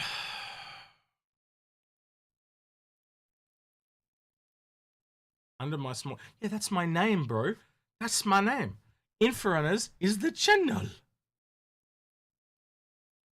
And when Algared was here, so if I go back to two people, except Algared's dropped off because he's running the internet, that's Algared's name. But he's not here. And Lemming's just a voice at the moment. But if I ever can get him on camera, he'd be here somewhere too. Anyway. Next question. Rum Runner says, if Mist ships are all phallic, what shape would the Mist charter ship be? Lemming? Phallic? Yeah, I guess obviously. I don't know. Maybe they go into female anatomy. I don't know. Oh my! Flying pair of boobs. I don't know. That'd be awesome. I still don't know why, but I'm memorized by this ship, and they sell heaps. I got no idea. Yeah. Yeah, it's just a flying ass. There we go. It's just a flying. The cock is so short. It's just a pair of balls. Yeah, or something like that. Anyway, they do what they want. Again, oh my! Again, the name Misfortune does lead to that female thing that I was talking about. But yeah. Well, that's the name too, by the way. In the files, it's the Misc Fortune, which obviously is a play on words of misfortune. And apparently the Algared was saying there is something in lore about a female racer, and I think that's what it is. Oh, by the way, there's also a Mirai set of racing gloves and racing suit. So I don't know. I tend to lean to you tell me this and tell me how if you think I'm on point here, Lemming. I tend to lean to the Fat Fury is still a thing, and it's a racing combat ship by Mirai, and whatever ship this is by Misc, but I think I lean more towards the two ships that you and I pitched, believe it or not. A starter or something industrial, because we know Misc does industrial. So here, how about a real hot take here? So we almost certainly know that there's a Crusader likely starter at AIA, so Agreed. That's in November. Agreed. I can probably bring up that sneak peek while you're talking about it. Yeah, go ahead. I don't think a second starter is coming anytime soon. So, in regards to the Misfortune, what if it's for St. Patrick's Day next year, and it just... That's way ahead of the bell curve, boy. Way. But it would make sense for the name. It would make sense for the release date. I'm going to be honest, that's where my brain went to at the first. As soon as I heard Fortune, I went, isn't that for... Yeah. Which is March, I think? St. Patrick's Day, so whenever that is, yeah. It's a fair way away. So, yeah. Yeah. But like we know that not much work happens in the first quarter. So if there is going to be something new coming then it would probably need to be finished by the end of the year. Yeah. I don't know. We do know that there was 7 new ships, and that is a lot of ships. I don't know if Pissball Pete's still here. I've heard him. I've even debated with him. Me and him debated about this for like 3 or 4 hours, and I was just putting a lot of doubt out there, like saying, yeah, it could be, but it could not be. And then as time went by and more of the Zeus pictures came out, it became clear that this was not the Zeus. So I think he is on point. I think this is, and there was a leak somewhere from ages ago from, I think this is, hang on, see if I've still got it here. Yeah, here you go. So there was this, right? And this is literally like 9 months old now. And it's like whatever the image they were sent, they drew over the top of it. They traced it to hide whoever the original art was. But if that is a starter ship, an advanced starter by Crusader, yeah, they're going to sell a shit ton. A metric shit ton. The gun on the side offset like that, and you can see the engine up there, is a dead ringer. Look at the angled wings and all these little pipes and shit. Dead ringer of that. So yeah, I'd say that's definitely. I don't know, Lemming, what's your thoughts on that? You the same, or this is going to be a little bit of a spicy take, but I don't believe that picture to be accurate. The hand-drawn one? Yes. So I can tell you now that hand-drawn one is a trace just by looking at it. And the reason I know it's a trace is it's an isometric view, and humans do not draw an isometric. Only computers do that. Right? It's just not a natural thing to do, right? So it is clearly traced. And that just that detail on the engine alone, and the fact that it is a dead ringer of the other one, it's really hard to pass up on that. But yeah, I don't know. I think we've got a lot of ships coming though. They're definitely getting ready for some big sales. I think that exactly. you and I can agree on. I think 100%. we're get your wallets ready. That's all I'm going to say. From CitizenCon to the end of AIE, so that month and a half or a bit longer, it'd probably be almost 2 months, because you got from the 19th right through to say maybe the 5th or 6th of December. You know, and I would expect the hype from CitizenCon to roll right through, because if you think about a month period, that's about how long they sell the ships for. That's almost spat bang on where AIE begins. So literally, as all the ships from CitizenCon are ending, boom, the sale kicks off. So it's just 2 months of sales almost. It's crazy. Exactly. So yeah, I don't know. Yeah. I kind of don't want to predict, because there's so many ships out there now. It's really difficult to nail it down to exactly, you know, what it is. Yeah, it's incredibly hard, but I'm letting my personal thoughts invade that logic a little bit. So it's all, everyone's got their biases, even me, man. So again, you know why we do stuff in groups, because it tries to trim the fat on that. But it never hurts to throw those outlandish ideas out there, because you never know when it might click with somebody else. That's why we do it, and I'll even do it live on stream, which a lot of you guys don't like. But that's, you know, I enjoy the speculation part of it. It's, you know, as people have said, the only thing we've got to do in the game right now is speculate, because there's just not enough of it in there yet. So we'll see how it goes. All right, another question. So Rum Runner also asked, been enjoying the hull A lately. Any thoughts if they'll manage to keep the hull B able to land while loaded? I think that's kind of why there's a bit of a hold up on it. Someone was saying that they've got to rework the mechanism, because they want it to be able to land. So you correct me if I'm wrong, Lemming, right? And this is me going from memory, and I could be wrong. Yep. But from what I remember is you can't put it on the bottom strut when it lands, and so I don't know if it's a rumor or whatever, but they basically want to rework it so it can hold all the cargo and land. So they don't want it to have that choice factor anymore. That was the last thing I heard anyway. So I suspect that the hull B is going to be the hull that changes the most.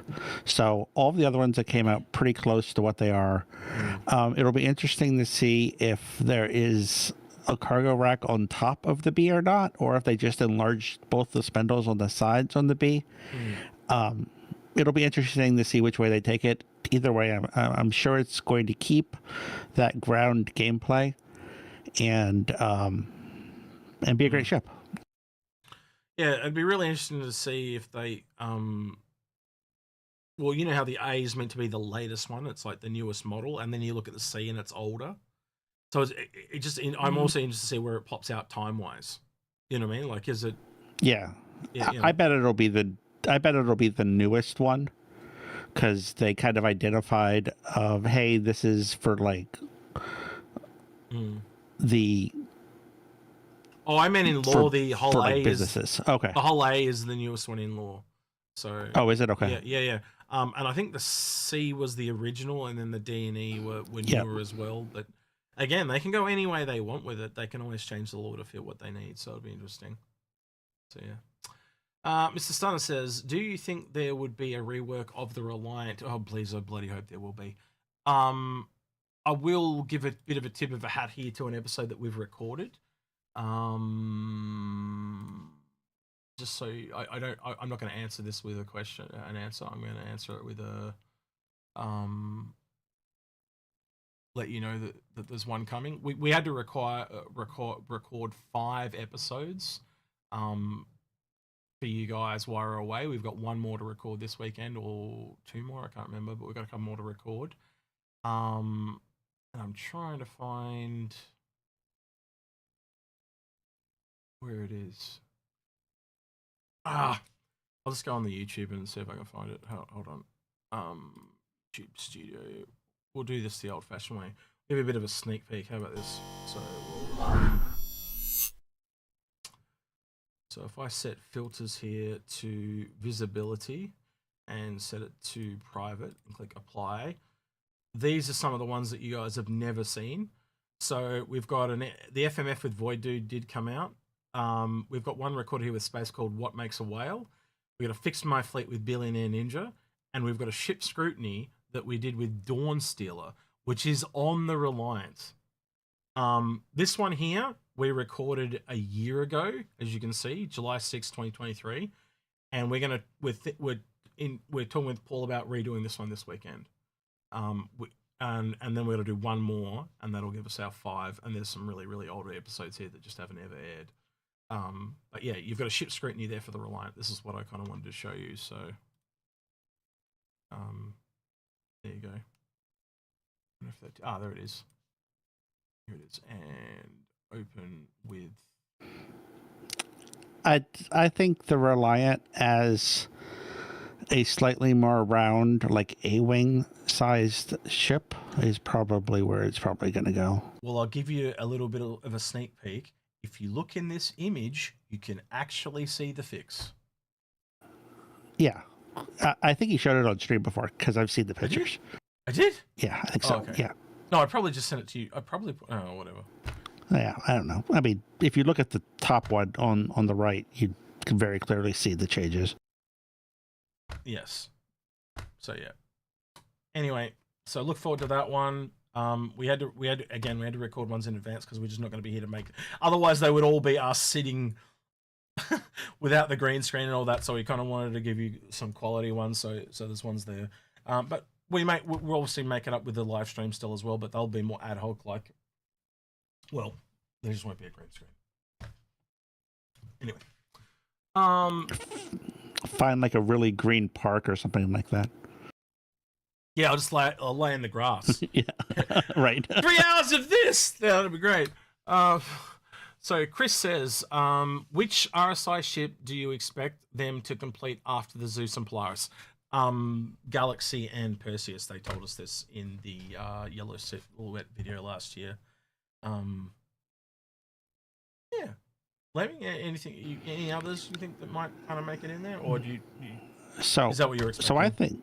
So I think that the Polaris was originally planned to come out at Invictus. Okay. And it just didn't meet some. It didn't meet some gates in time, so it got pushed back for further refinement. You do know they actually said that they struggled to get the exterior done, though. Yeah. Okay. Because I think it failed some important gates that it couldn't having have. An interior? Yes. But I think that the additional 6 months gave them probably some much needed time and to be able to use more of those assets in the future ships. So I don't think that the Galaxy and Perseus will take as long as the Polaris has. I'm almost got a sneaking suspicion that we may see that sooner than later. I just get the feeling that that's the way it's going to roll. But yeah, I don't know. We'll have to kind of wait and see on that one. Like I wouldn't be surprised if both the Perseus and the Galaxy are both 60 to 70% done. Yeah.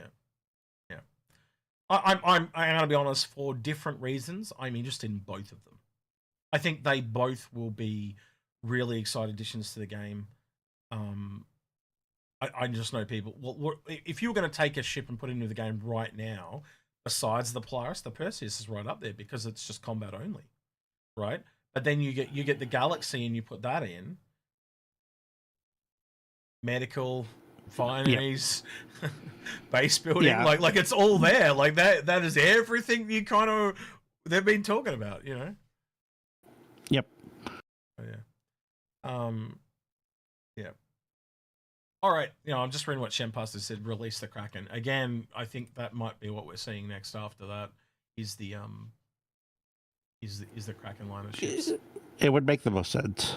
Well, let's look at it from a logical standpoint. We said this. I think we said this the last 2 or 3 times we talked about it on stream. But if you look at the other capital class ships, I'm talking the big capital, so S6 size, right? So I'm talking Idris, Kraken, Orion, potentially Endeavour, Pioneer.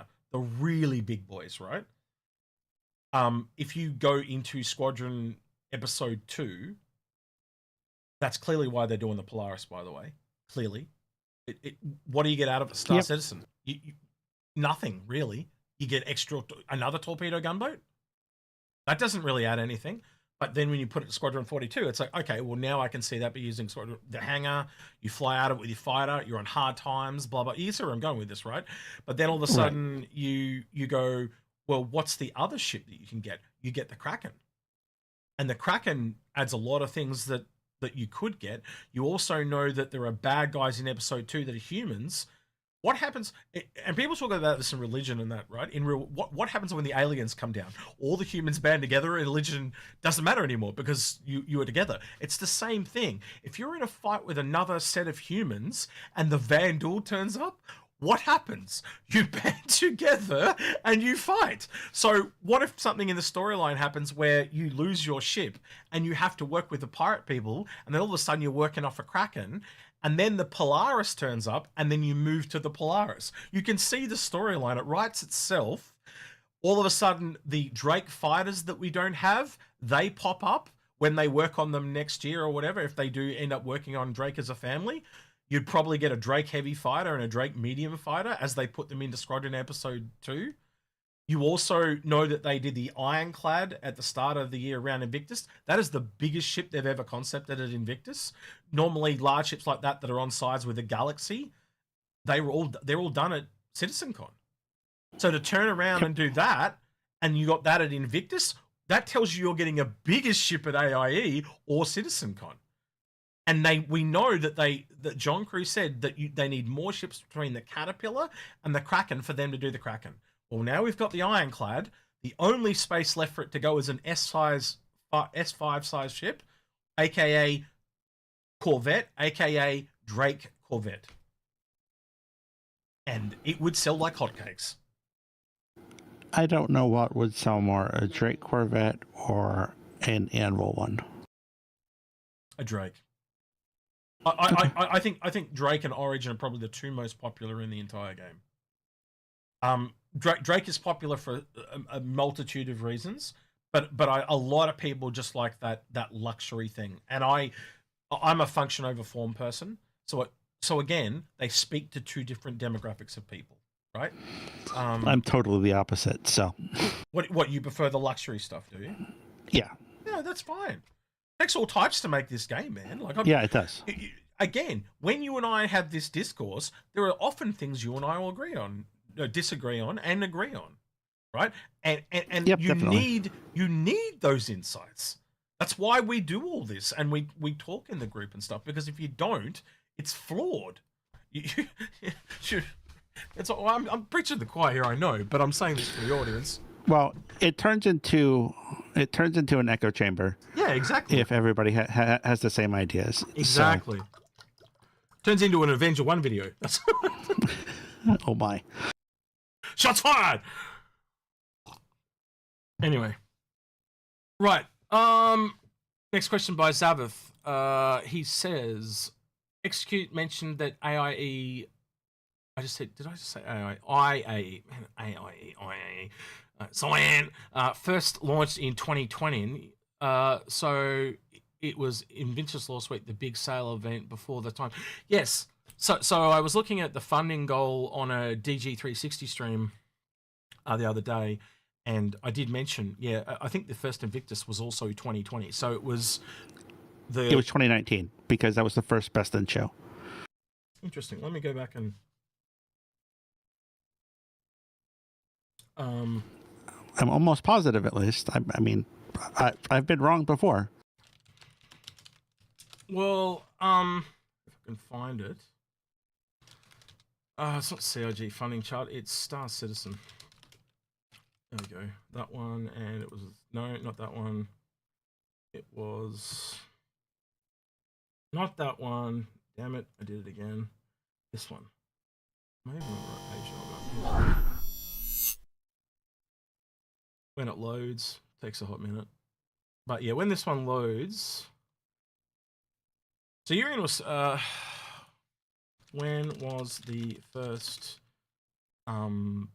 Star Citizen Invictus. I just sent you a link on Discord for Roger? for 29.49. So what year was that? Because I speak human. It was 2019. That's AIE. Yeah, that's what you said, right? I think he meant Invictus, not AIE. Unless I've read it wrong. Execute mentioned that the IE first launched in 2020. No, I didn't say 2020. It was so interest was the big sale that time. No, I think he's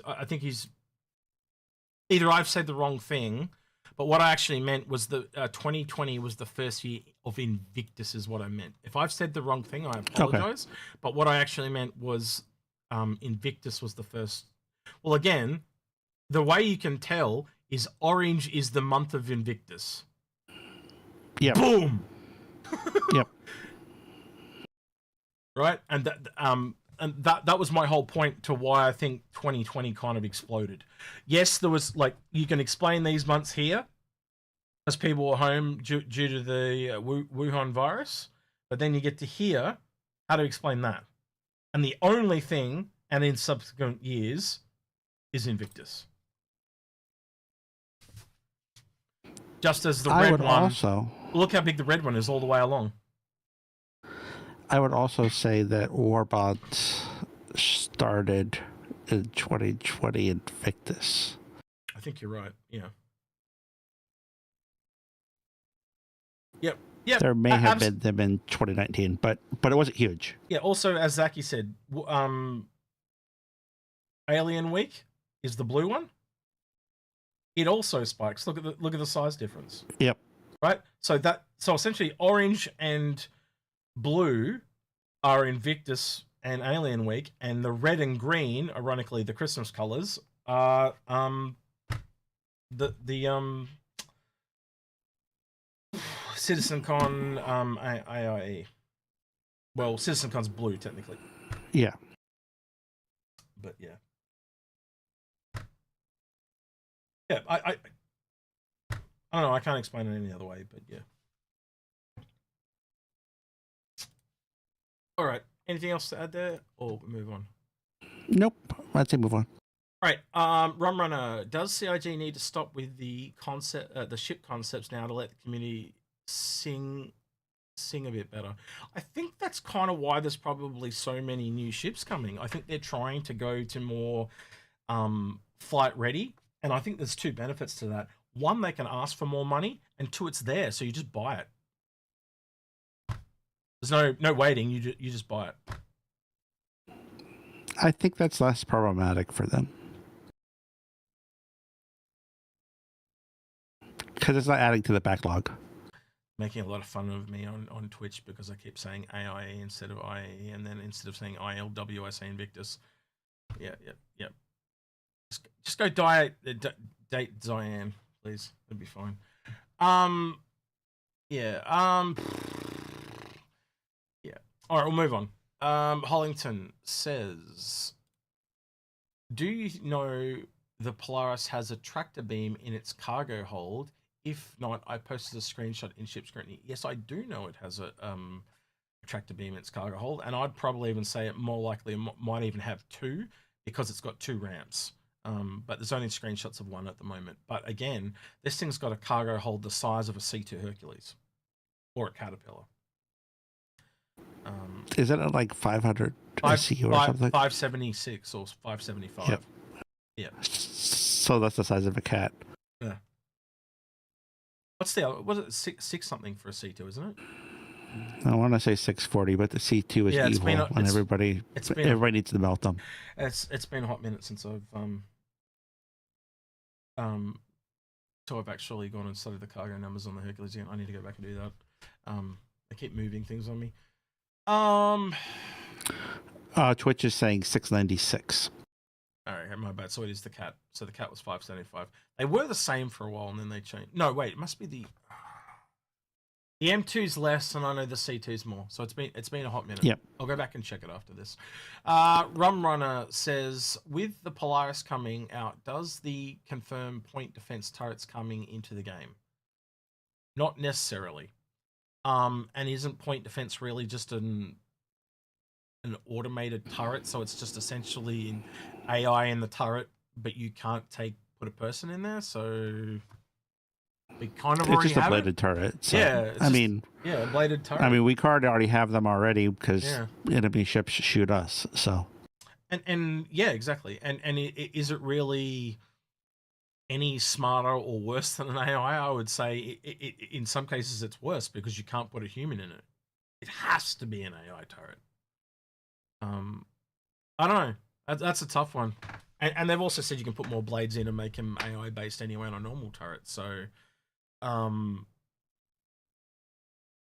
yeah, there's something that's something I'm gonna have to mull over a little bit on that one to give you a more definitive answer. But we have an Algared back if you want. Yeah, I can hear him. Are you on cam? Yeah. I'm about to get on cam. I had the net go down and the computer, everything shut down. So, damn. Actually, have you closed on? No more cam girls, please, right? That'd be great. That's right. That's right. Yeah. Put those Iwu girls back in the box. Mm-hmm. Aurelius Indominus says, question, what do you think about the limited edition gift could be for CitizenCon? Someone posted that in general earlier, didn't they, Lemming? It was a digital goodies pack. We've decided to this is from Xylo. We've decided to upgrade the P8R included in the premium digital goodies pack from a base version to the Metro Camo version. There is a link here. I'm going to see if this is... It's taking me to Spectrum, so I guess that's a safe place to go. Well, within reason. Yeah. Hi everyone. Any further discussion? We decided to upgrade the PR in the premium digital goodies pack from a base version to the Metro Camo version. The visual change will make the weapons stand out more. We hope premium ticket holders enjoy the upgrade. It's likely the Metro Camo PR appears in the base version in-game on delivery, but will be updated ASAP. All packs will be distributed out next week. So I don't even know what this post is about. Oh, it's just talking about what comes in the packs. So yeah. I think you guys would agree with me though. The fact that there's 2 items there redacted would imply that there's 2 ships coming at CitizenCon. And I'm back. Yeah, I don't think so. I think it's just things that they don't want to talk about yet. Yeah. But sounds good to me. But they're redacted. They only redact things they don't want you to know. So wouldn't that be a new ship? Well, like last year, they did plushies for the Zeus. Yeah. So couldn't that be a plushie for the Misfortune and a plushie for the Fat Fury, as an example? Just chucking it out there. They could. Yeah. I actually want. We've got. You got me thinking plushies, and you're to wait a minute. We've got Pico for Microtech. We've got the whale for. I think it's Finley and. I want a Copian. Yeah, we got a Finley for Crusader. I want a Copian. Not about you, Lemming, but I know what Algared wants. He wants an Uwu girl plushie, one of those man-sized hug pillow Uwu girls. We're going to be selling that as merch at one point. I guarantee you now, we'll do like a full-size body pillow of an Uwu girl just for Algared. Yeah, full-size Uwu girl plush pillow. Yeah. No, I want a Copian for Hurston's mascot. You're saying, Lemming? If they ever do body pillows, like in game as like sub gifts or something like that, Algared is going to get so many of them. If I do, yes, plush Uwu girl pillows, yes, I'll get millions of them. Full-size John Crew pillow. Can you imagine like the pose of John Crew and he's like on a plush pillow? Oh god! If he's like stretched out like that guy in Jurassic Park. Jeff Goldblum. But what do you mean? You'd have to send me a photo for me to understand. Okay. Thank you for those people in YouTube who are saying welcome back. Yep. You didn't miss too many questions. I think we did 3 or 4. That's okay. I'm just resetting up my system so I can actually see what's going on. We talked a little bit about Invictus and like when that came out. talked about some Polaris cargo tractor beams in the Polaris. Did you know that? I don't know if you knew that or not.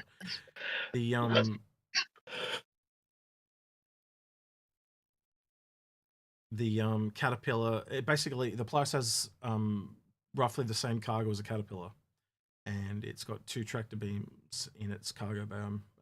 It's confirmed 1, but I think it's even got 2, 1 for each side because it's got 2 ramps.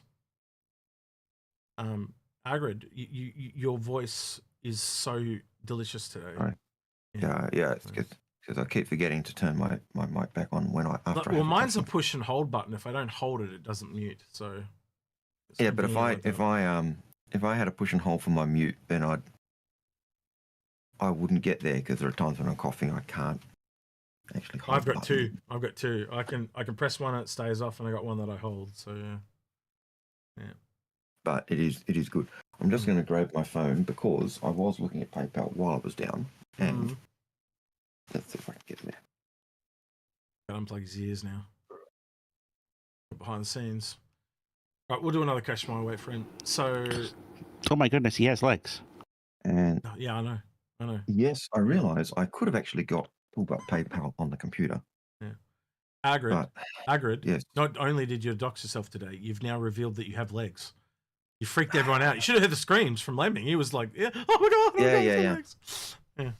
Hey, at least you know I wear jeans or something underneath, and I'm not just doing that day he stood up and was mankini. Trust me, it was awkward. Yep. So, according to PayPal, I have got the equivalent of, we've had PayPal me donations by the look of it. I'm not sure whether they're coming straight from the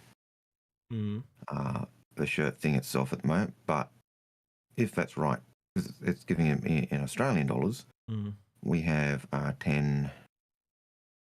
10 shirts. So we've got some donations are for $70, which would be 2 shirts. Some are we've got a very, very generous donation from a couple of people. One is for $359 and one is for $138 Australian dollars. So that is helping with the shirt. So thank you guys. Really appreciate you helping out. I would mention your names, but I don't want to, because they're coming up as your real names. I don't want to dox you. So and I don't have your. But they'll be But we'll make sure. If you didn't, Algared will go through it, and if you didn't include the name you want on the shirt, we'll be in contact. Yeah. Yeah. So, I think a couple of people actually wait. Well, some people have done the ats with their names. So Lemming's saying that he wants John Crew in this pose on the pillow. What do you think, Algared? God no, please. God no, please. That's what it should say on the pillow. God no, please. Please no, please no. So I'm don't make me Asna. Yeah. You almost make. See, all over the screen and all over the camera. It would have been a scary thought. Yes. Right. What are we up to? Well, we're actually past time. We've got 1, 2, 3, 4, 5, 6, 7, 8, 9, 10, 11, 12, 13, 14 questions left. But before we do that, we should also do another look at the t-shirts since we were just talking about them and see where we're at, because I do want to get to that 45 t-shirts done by you guys. And I would really love to be able to say, yes, we've got that. And we may have to hit Paul up and get him to plug it as well if we're not there. Well, we haven't talked to Paul yet. So no. He doesn't know. No, we haven't talked to Paul yet. We haven't said, hey, Paul, can you do this? And he won't go, no, I don't want to. So apparently if that's updated, we're at 10 shirts sold. But don't forget to put the link in the chats again so people can find those links and go there. We'll do that now. And then do a refresh on that so we can see if it has changed. Because refresh and switch, bang. Right, so we're at 10 shirts donated, or 10 shirts sold. Don't know how many have a donation. Well, maybe that's what came.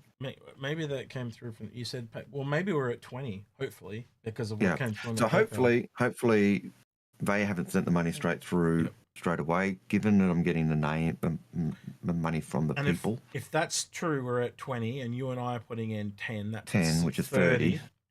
So that we're going to need another. 12. Hopefully, it means we only need 12 or 15 more. Yeah. So I would really love to be able to say, yes, we've got that. And, and do you want to tell people who you're talking to about organising the shirts? Because that'll carry a bit of weight too, I think, if you're prepared. Yeah, so my contact for getting the shirt sizes and all the rest of it is Sandy. And Sandy saw the picture and she laughed. She said, "That's funny. That's great." And so Sandy's told me there are 52 on the team. Or is it 53? I think. But anyway, we're talking 55 shirts anyway, just to make it a nice round number. We're going to do 10. Who's Sandy? Did you get the hell out of here? Who's Sandy? You go do your research, sir. And it's with an I, not a Y. That's Sandy with an I. That's Sandy. Damn. Red Pirate Sandy. Man, Americans cannot spell Sandy. Australian version of Sandy. That's right. You really don't know.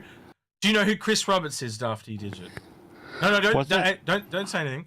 Do you know who Chris Roberts is, Dafty Digit? I just want to check. People calling for a ban on him. Dafty Digits. Do you know who? Yes, that's his wife. Chris Roberts' wife is Sandy Roberts, or Sandy Gardner was her maiden name. Yeah. Sandy is Chris Roberts' boss. Yeah, that's the perfect way to say it. That's it. That's how she'd say it. I bet you. Certainly, when Chris is doing an interview with Sandy, you get that because Chris will be going on Chris will be doing an Algared. Annex will do and Sandy will do an X. Can you put it more simply? Can you imagine what it's like for Chris being with those three girls? And their mum, like it'd be bossed around like to the cows come home, I reckon. You know the story that we were told about. I know, that's what I'm saying. that when I think it was Sky, he went off at a dad and said, "Fix, this Standing is disgusting. You should fix your characters." Yeah. We then were talking to someone else who's very good friends with Sandy, and they gave a slightly different version of that account because they were there at the time, and it was fix your. So me coughing. Chris cops it sweet from them. The girls are certainly his biggest critics in terms of the game. But that's true with all family, are they not? They're your biggest critics because they want you to do well, and that's how you do well. You get rid of the mistakes, and I'm the same. I used to get in so much trouble in game development with, especially ladies that I'd give criticism to because they just couldn't handle it. Because I'll just come up and go, fix this, fix that, and walk off, which was my job at the time. And then they'd just break down. Just tell me it was shit. And I had to go back and go, no. Yeah. I just said, fix these three things and it's perfect. And I said, but that's not what I heard. I said, yeah, because you're used to having smoke blown up your ass. I'm just telling you what to fix, as is my job. Yeah. But it's Sandy who is responsible for the Kickstarter going beyond just getting the proof of concept that yes, a space game was popular and would be popular on the PC. Yeah. It was Sandy who initiated making customer service actually a customer service rather than just being sweep it under the mat. She basically said, no, you've got it. You can't treat them like that. She said, I think she was looking at it once and they were saying, she said, why is it like this? And everyone just said, but that's how it's always been. And this is disgusting. She essentially set the groundwork for how marketing should be done. Her marketing approach was almost respect rather than what we have now where they're trying to wring every damn dollar out of us that we can because I've got traditional marketing people. Right. And just to give you an idea of where Sandy's at, I was talking to Sandy about the shirts and what we're going for. Her response was, do not spend too much money. And that's a very typical Sandy response. And that is Sandy. Yeah. That is a Sandy response. She's told us both not to buy ships, hasn't she? This was in 2014. Chris himself told me not to buy any more ships. In 2014. It was 10 years ago. Sandy told me to stop. Oh my God, stop. And he didn't listen. It was basically Sandy. No, I didn't listen. Right? But, so Sandy is responsible. You know, Sandy did do the marketing and head up the marketing. So Sandy really pushed that idea of bringing us along. Sandy is so undervalued by so many people in the community in terms of what she's done. And when you talk to Sandy or you see Chris behind the scenes, what they're like behind the scenes is exactly what they're like on camera or in person. I've seen them when I was at PAX, and I was helping out at PAX, and Chris and Sandy were in the green room at the back, and they were just interacting with themselves. Didn't actually know, you know, that some of the gophers were there and be able to see it, and it was no different. It was no different from what they were like outside. It was no different like when they were talking to us. It was no different. They were just genuine, real people. But Sandy's approach to customer service is just human. It's just valuing the customer and valuing the backers and that. And when and a lot of the problems I think we feel with marketing has happened since Sandy has taken a step back.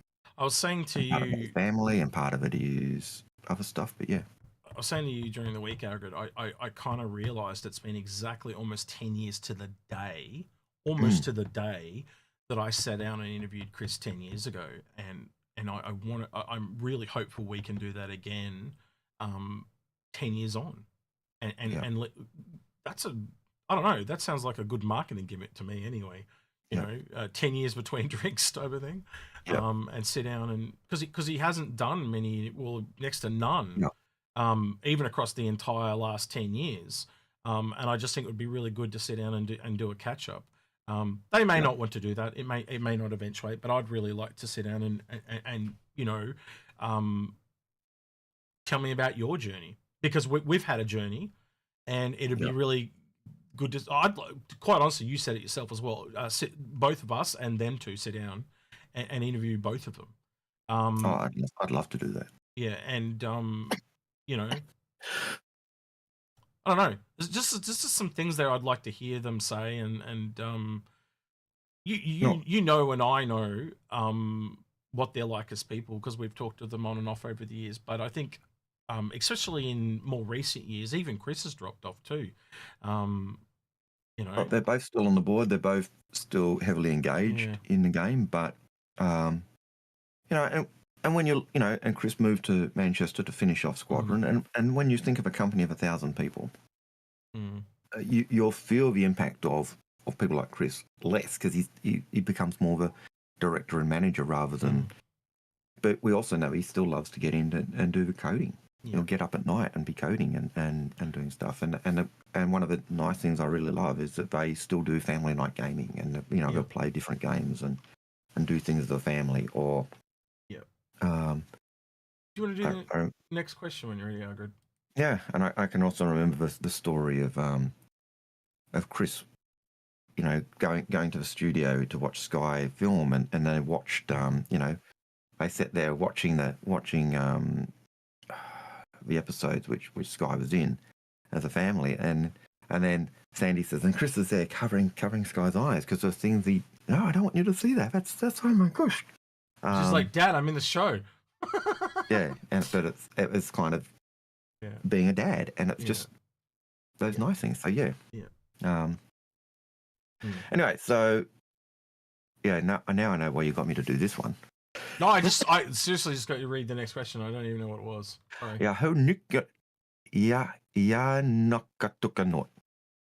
I'm sorry if I butchered your name. Hey coconut. Hey coconut.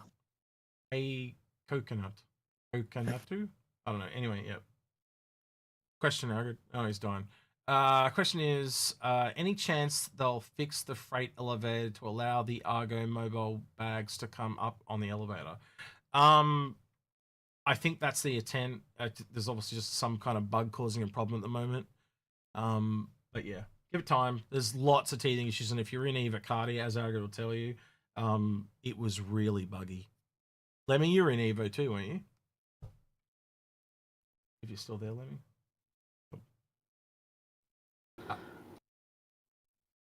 Yes, I am. Yeah. And yes, it is. Yeah, it was really, really buggy. I find it funny when people are like, "Oh my God, when is this patch ever going to get out of Evo?" Well, it gets out of Evo just after it isn't an absolute dumpster fire. That's basically it. And even in the PTU, the very first time we got into the PTU, I was actually able to finish the very first cargo delivery mission. That's the state they got it to for PTU. Yeah. And the next couple I tried failed, right? And then eventually they got it back to a working state, and then it got there again. But yeah. Yeah. And yes, I did forget to put my mic back on, Dawn. Thank you for telling me. Yeah. Those coughing fits are. Yeah. All right, let's get through these questions so Algared doesn't die on us. Yeah, I can die. Volta says, "Did I miss my question?" Yeah, you probably did. You'll have to go back and watch it. For Inforunner Algared, probably did. Yeah, it's fine. ASD Found says, that's not a question. Heath Miller says, yeah, okay, he already said that. Question, so that's the next question. Zuta Tezcatl says, I heard something about the Atlas has weapon attachment. Is that true? Yes, it does have some in some of the screens and stuff. So again, as we're kind of alluding to it, we think it's a frame for more variants or other suits, etc. And we know that, I can remember, I can't remember who Josh Coombs, when he did some of the initial draft work on Atlas, or not on Atlas, on a Titan suit years ago, and he talked about, being able to click on size 1 weapons to the suit. As he was kind of dreaming of what the mech suits or the Titan suits would be. And so I could see, yes, it looks like an attachment, but we don't have anything for it at the moment. Or anything to show that it is. Algared, add it to the to-do list. Get bot ready for CitizenCon. Yeah. I will forget that, and that's something I'd totally forgotten that I just realized is now a very big thing I've got to do. Yes. Pluck me. I am not keen on getting a shirt for me. Don't wear black. How do I make 2 shirts? I did consider doing it in other colors. I also did just think about doing in other fits, like, because it's a unisex shirt. I thought about doing women's variants or hoodies or stuff like that. But everything like that just added to the cost of getting it printed. So it was like, well, we have to ask for more money, but we only really need 52 shirts. So let's just keep it to shirts. I hope you understand my thing. And in the future, if you guys kind of bring it back up in the future that you want one, then we can probably sell it as proper merch or something like that if there's enough interest. But again, we're just doing this as a fundraiser to fund that. And unfortunately, we thought there was a way just to either buy a shirt or donate. There's no option to not buy a shirt. And as we said, as we did work out, the easiest way to just donate if you don't want to buy a shirt is just to do a direct PayPal me. And it's $26 per shirt. So for every shirt you want to donate, $26. All right, Zui Tezcatl, got that thing. That must be an Aztec name. Do you guys know what is the Soul Cry or the Soul Singer, or what is the new CIG game? No, we don't, and nobody really does. But I'm gonna go out on a limb and say it has something to do possibly with cargo loading, because you'll remember the egg. No, in space, no one can hear you sing. So Soul Cry, Soul Singer seems to be picking up that idea. Is it an alien? Is it a xenomorph? and I couldn't stretch it any further if I tried. Yeah. It is going on a limb. It isn't enough rope to hang myself. I get this. All right, so the next question is by the same person. Polaris has a 520 cargo space with beam, and can we fit Mantis into hangar? So technically speaking, the Mantis should be a small ship, so it should be able to fit. Again, I haven't looked at the metrics for the Mantis in a little bit, but from my memory, it's on par with the other small ships, so I can't see why it couldn't. I'd have to go double check that, but I will go double check that, so don't take that with a grain of salt. And you're saying 520? I thought it was 570, but yeah, okay. It's been a hot minute. Wasn't the old metrics 520 and it got updated to like 570? That's what I remember, but maybe because it got redesigned twice. Yep. It went from like 219 to like 520 to 570, and because it grew. But yeah. Yep. Black Me does say in YouTube that we actually answered his question previously. But yes, but that's the nature of our questions. Our questions do come up. They do get stored, and we do work our way through them. And if we do remember that we've answered it before, we skip it. But yep. Sometimes we get multiple questions put in because people say, "Oh, you've missed my question," and it's literally because they go into the list and we reach them as we reach them. But the beauty of the list is it enables us to just. All right, let's get through the rest of these questions, because I'm starting to collapse. Deadlog GR says, question, why the 890 and Idris are limited in sale and not the Polaris? That's a really good question, and I really don't have a solid answer for you. Other than that, they just wanted to limit some of the ships. There's things like the Pioneer as well that don't make any sense. Yep. So yeah, there are a few in there like that. Lemming wants to say something, so go ahead. Yeah, so the Polaris was hull limited. It was for like 2 years. It was. You're right. So maybe when the Pioneer is getting closer to coming out of the pipe, it won't be anymore. Who knows? Fingers damn crossed. My thought is the Polaris. The Idris was limited because of the way it's supposed to be. You know, they want it to be limited because it is such a big ship. The 890, because it was luxury and there's not supposed to be many of them, is the reasoning I'd take for that. Better the price it is. Yeah. The Polaris, I think it was limited originally because it was a capital ship, but then was unlimited because it was the Corvette, which is the smallest capital ship. That's my guess. But it's... right. 6 of one, half a dozen of another. Shem Pastor says, will we get the Zeus Steve at citcon? I am hopeful that we will, but I think a lot of it is because they just realized they only had one racer, but I've had a lot of kickback on that. My fingers are crossed for it. They definitely concepted it because there was multiple screenshots of it before they ripped it off the website. So, again, and now knowing that there's a Mirai flight suit and racing gloves, like it says Mirai race suit and Mirai flight gloves. That means there's another racing ship coming from Mirai, and the only Mirai we have on the cards at all at the moment is the Fat Fury, and that's a medium-sized ship. So everything I've said is starting to line up. But look, I think, you know, I can see the flight suit and gloves and all the rest of it coming in with being part of a pack for a ship. Absolutely, the Fat Fury racing suit pack. Yeah. So 100% see that. The Fat Pack. That's what we call it. The Fat Pack. The Fat Pack. The last question from Daniel.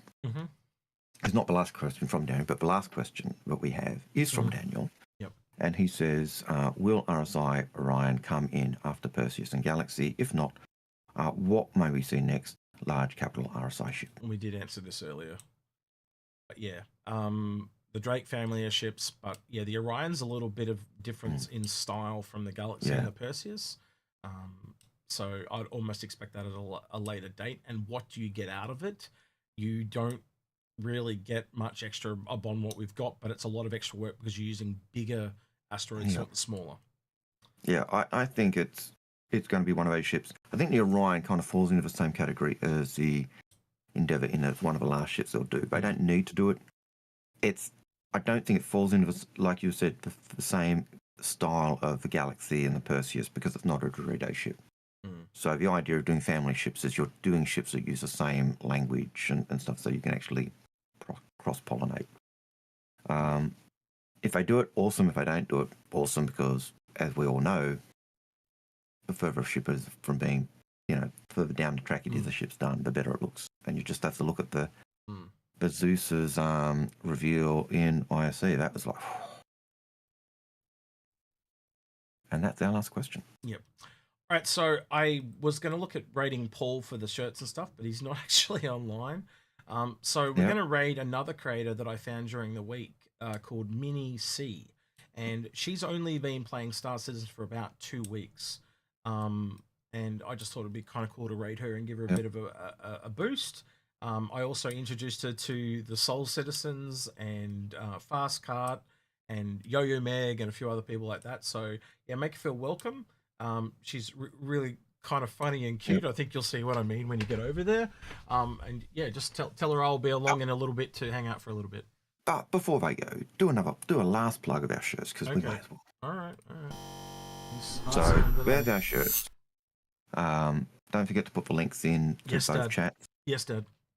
So there we're at 10 shirts so far, which is 10 shirts plus people having a shirt plus one for the team. If you want to donate as well, get a shirt, do that, add extra cash. That will help get those 45 shirts that we want to be able to, so we can give everyone in CIG one. If you don't want a shirt, but you do want to donate, then just hit the PayPal me/Algared, and that will get you the ability to just make that donation. I typed it wrong! No! I typed it wrong. PayPal.me. No, I put a slash in instead of a dot. I know. I did it. Damn. And those two things will enable you to have your name on the back of a shirt. So we'll actually put in the names of all the backers who provide a shirt on the back as well. So this becomes a true gift from the Inforunners community to CIG's shipbuilding team, who are part of John Crew's crew. So please join us. Help us get to that 45 shirt total.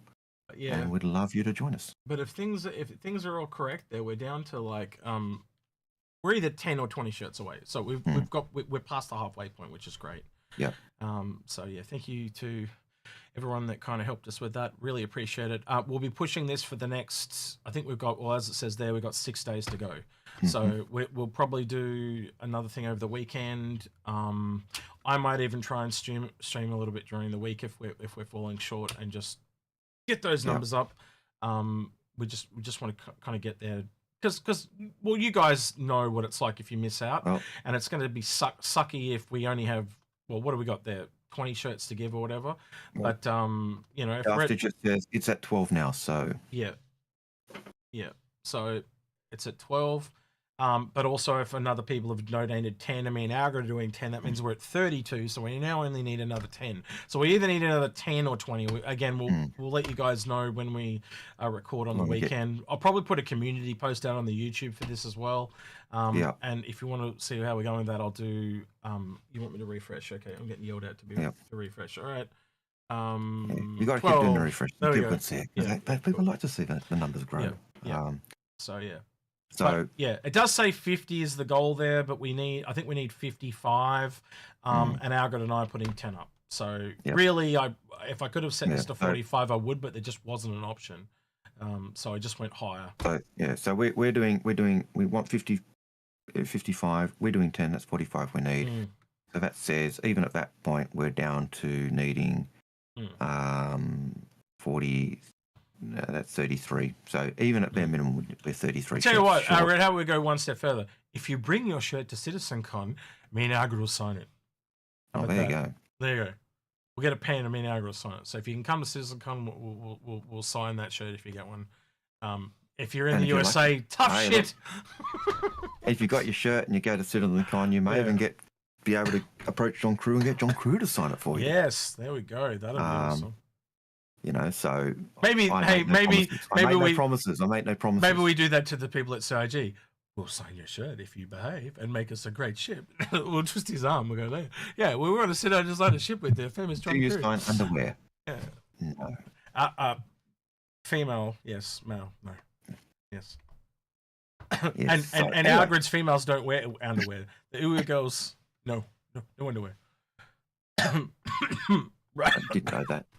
Yes, dude, you sent me photos. I don't need to guess. Right. I have no idea what we're talking about. And I seriously don't know what we're Algared, talking meet about. boss. Right. Right. With Yeah. that, then we're gonna raid Mini C. Yeah, let her know I'll be along in a bit to hang out, just for a little bit. Yeah, she's really good fun. Crack some jokes with her. She does a lot of dad jokes. Ask her for some dad jokes. I feel like that type of stuff. All right. She must be a teacher. I don't know. Teachers. Ask her. Find out. Ask her what she's doing. Teachers tell lots of bad dad jokes. All right. Anyway, YouTube, say goodbye to Twitch. Twitch says goodbye to YouTube, and they're out of here. All right. With that, then, if you're on the YouTubes, don't forget to like, subscribe, ring that notification bell, and thank you to everyone that went the extra mile on Patreon at the end of the video. And thank you for anyone who has joined us on our t-shirt drive. Endeavor. Yeah, appreciate it. All right. Before Algared dies, we're going to head off. So, he's been Algared. He's been Execute, and we're out of here. Take care. See you, citizens.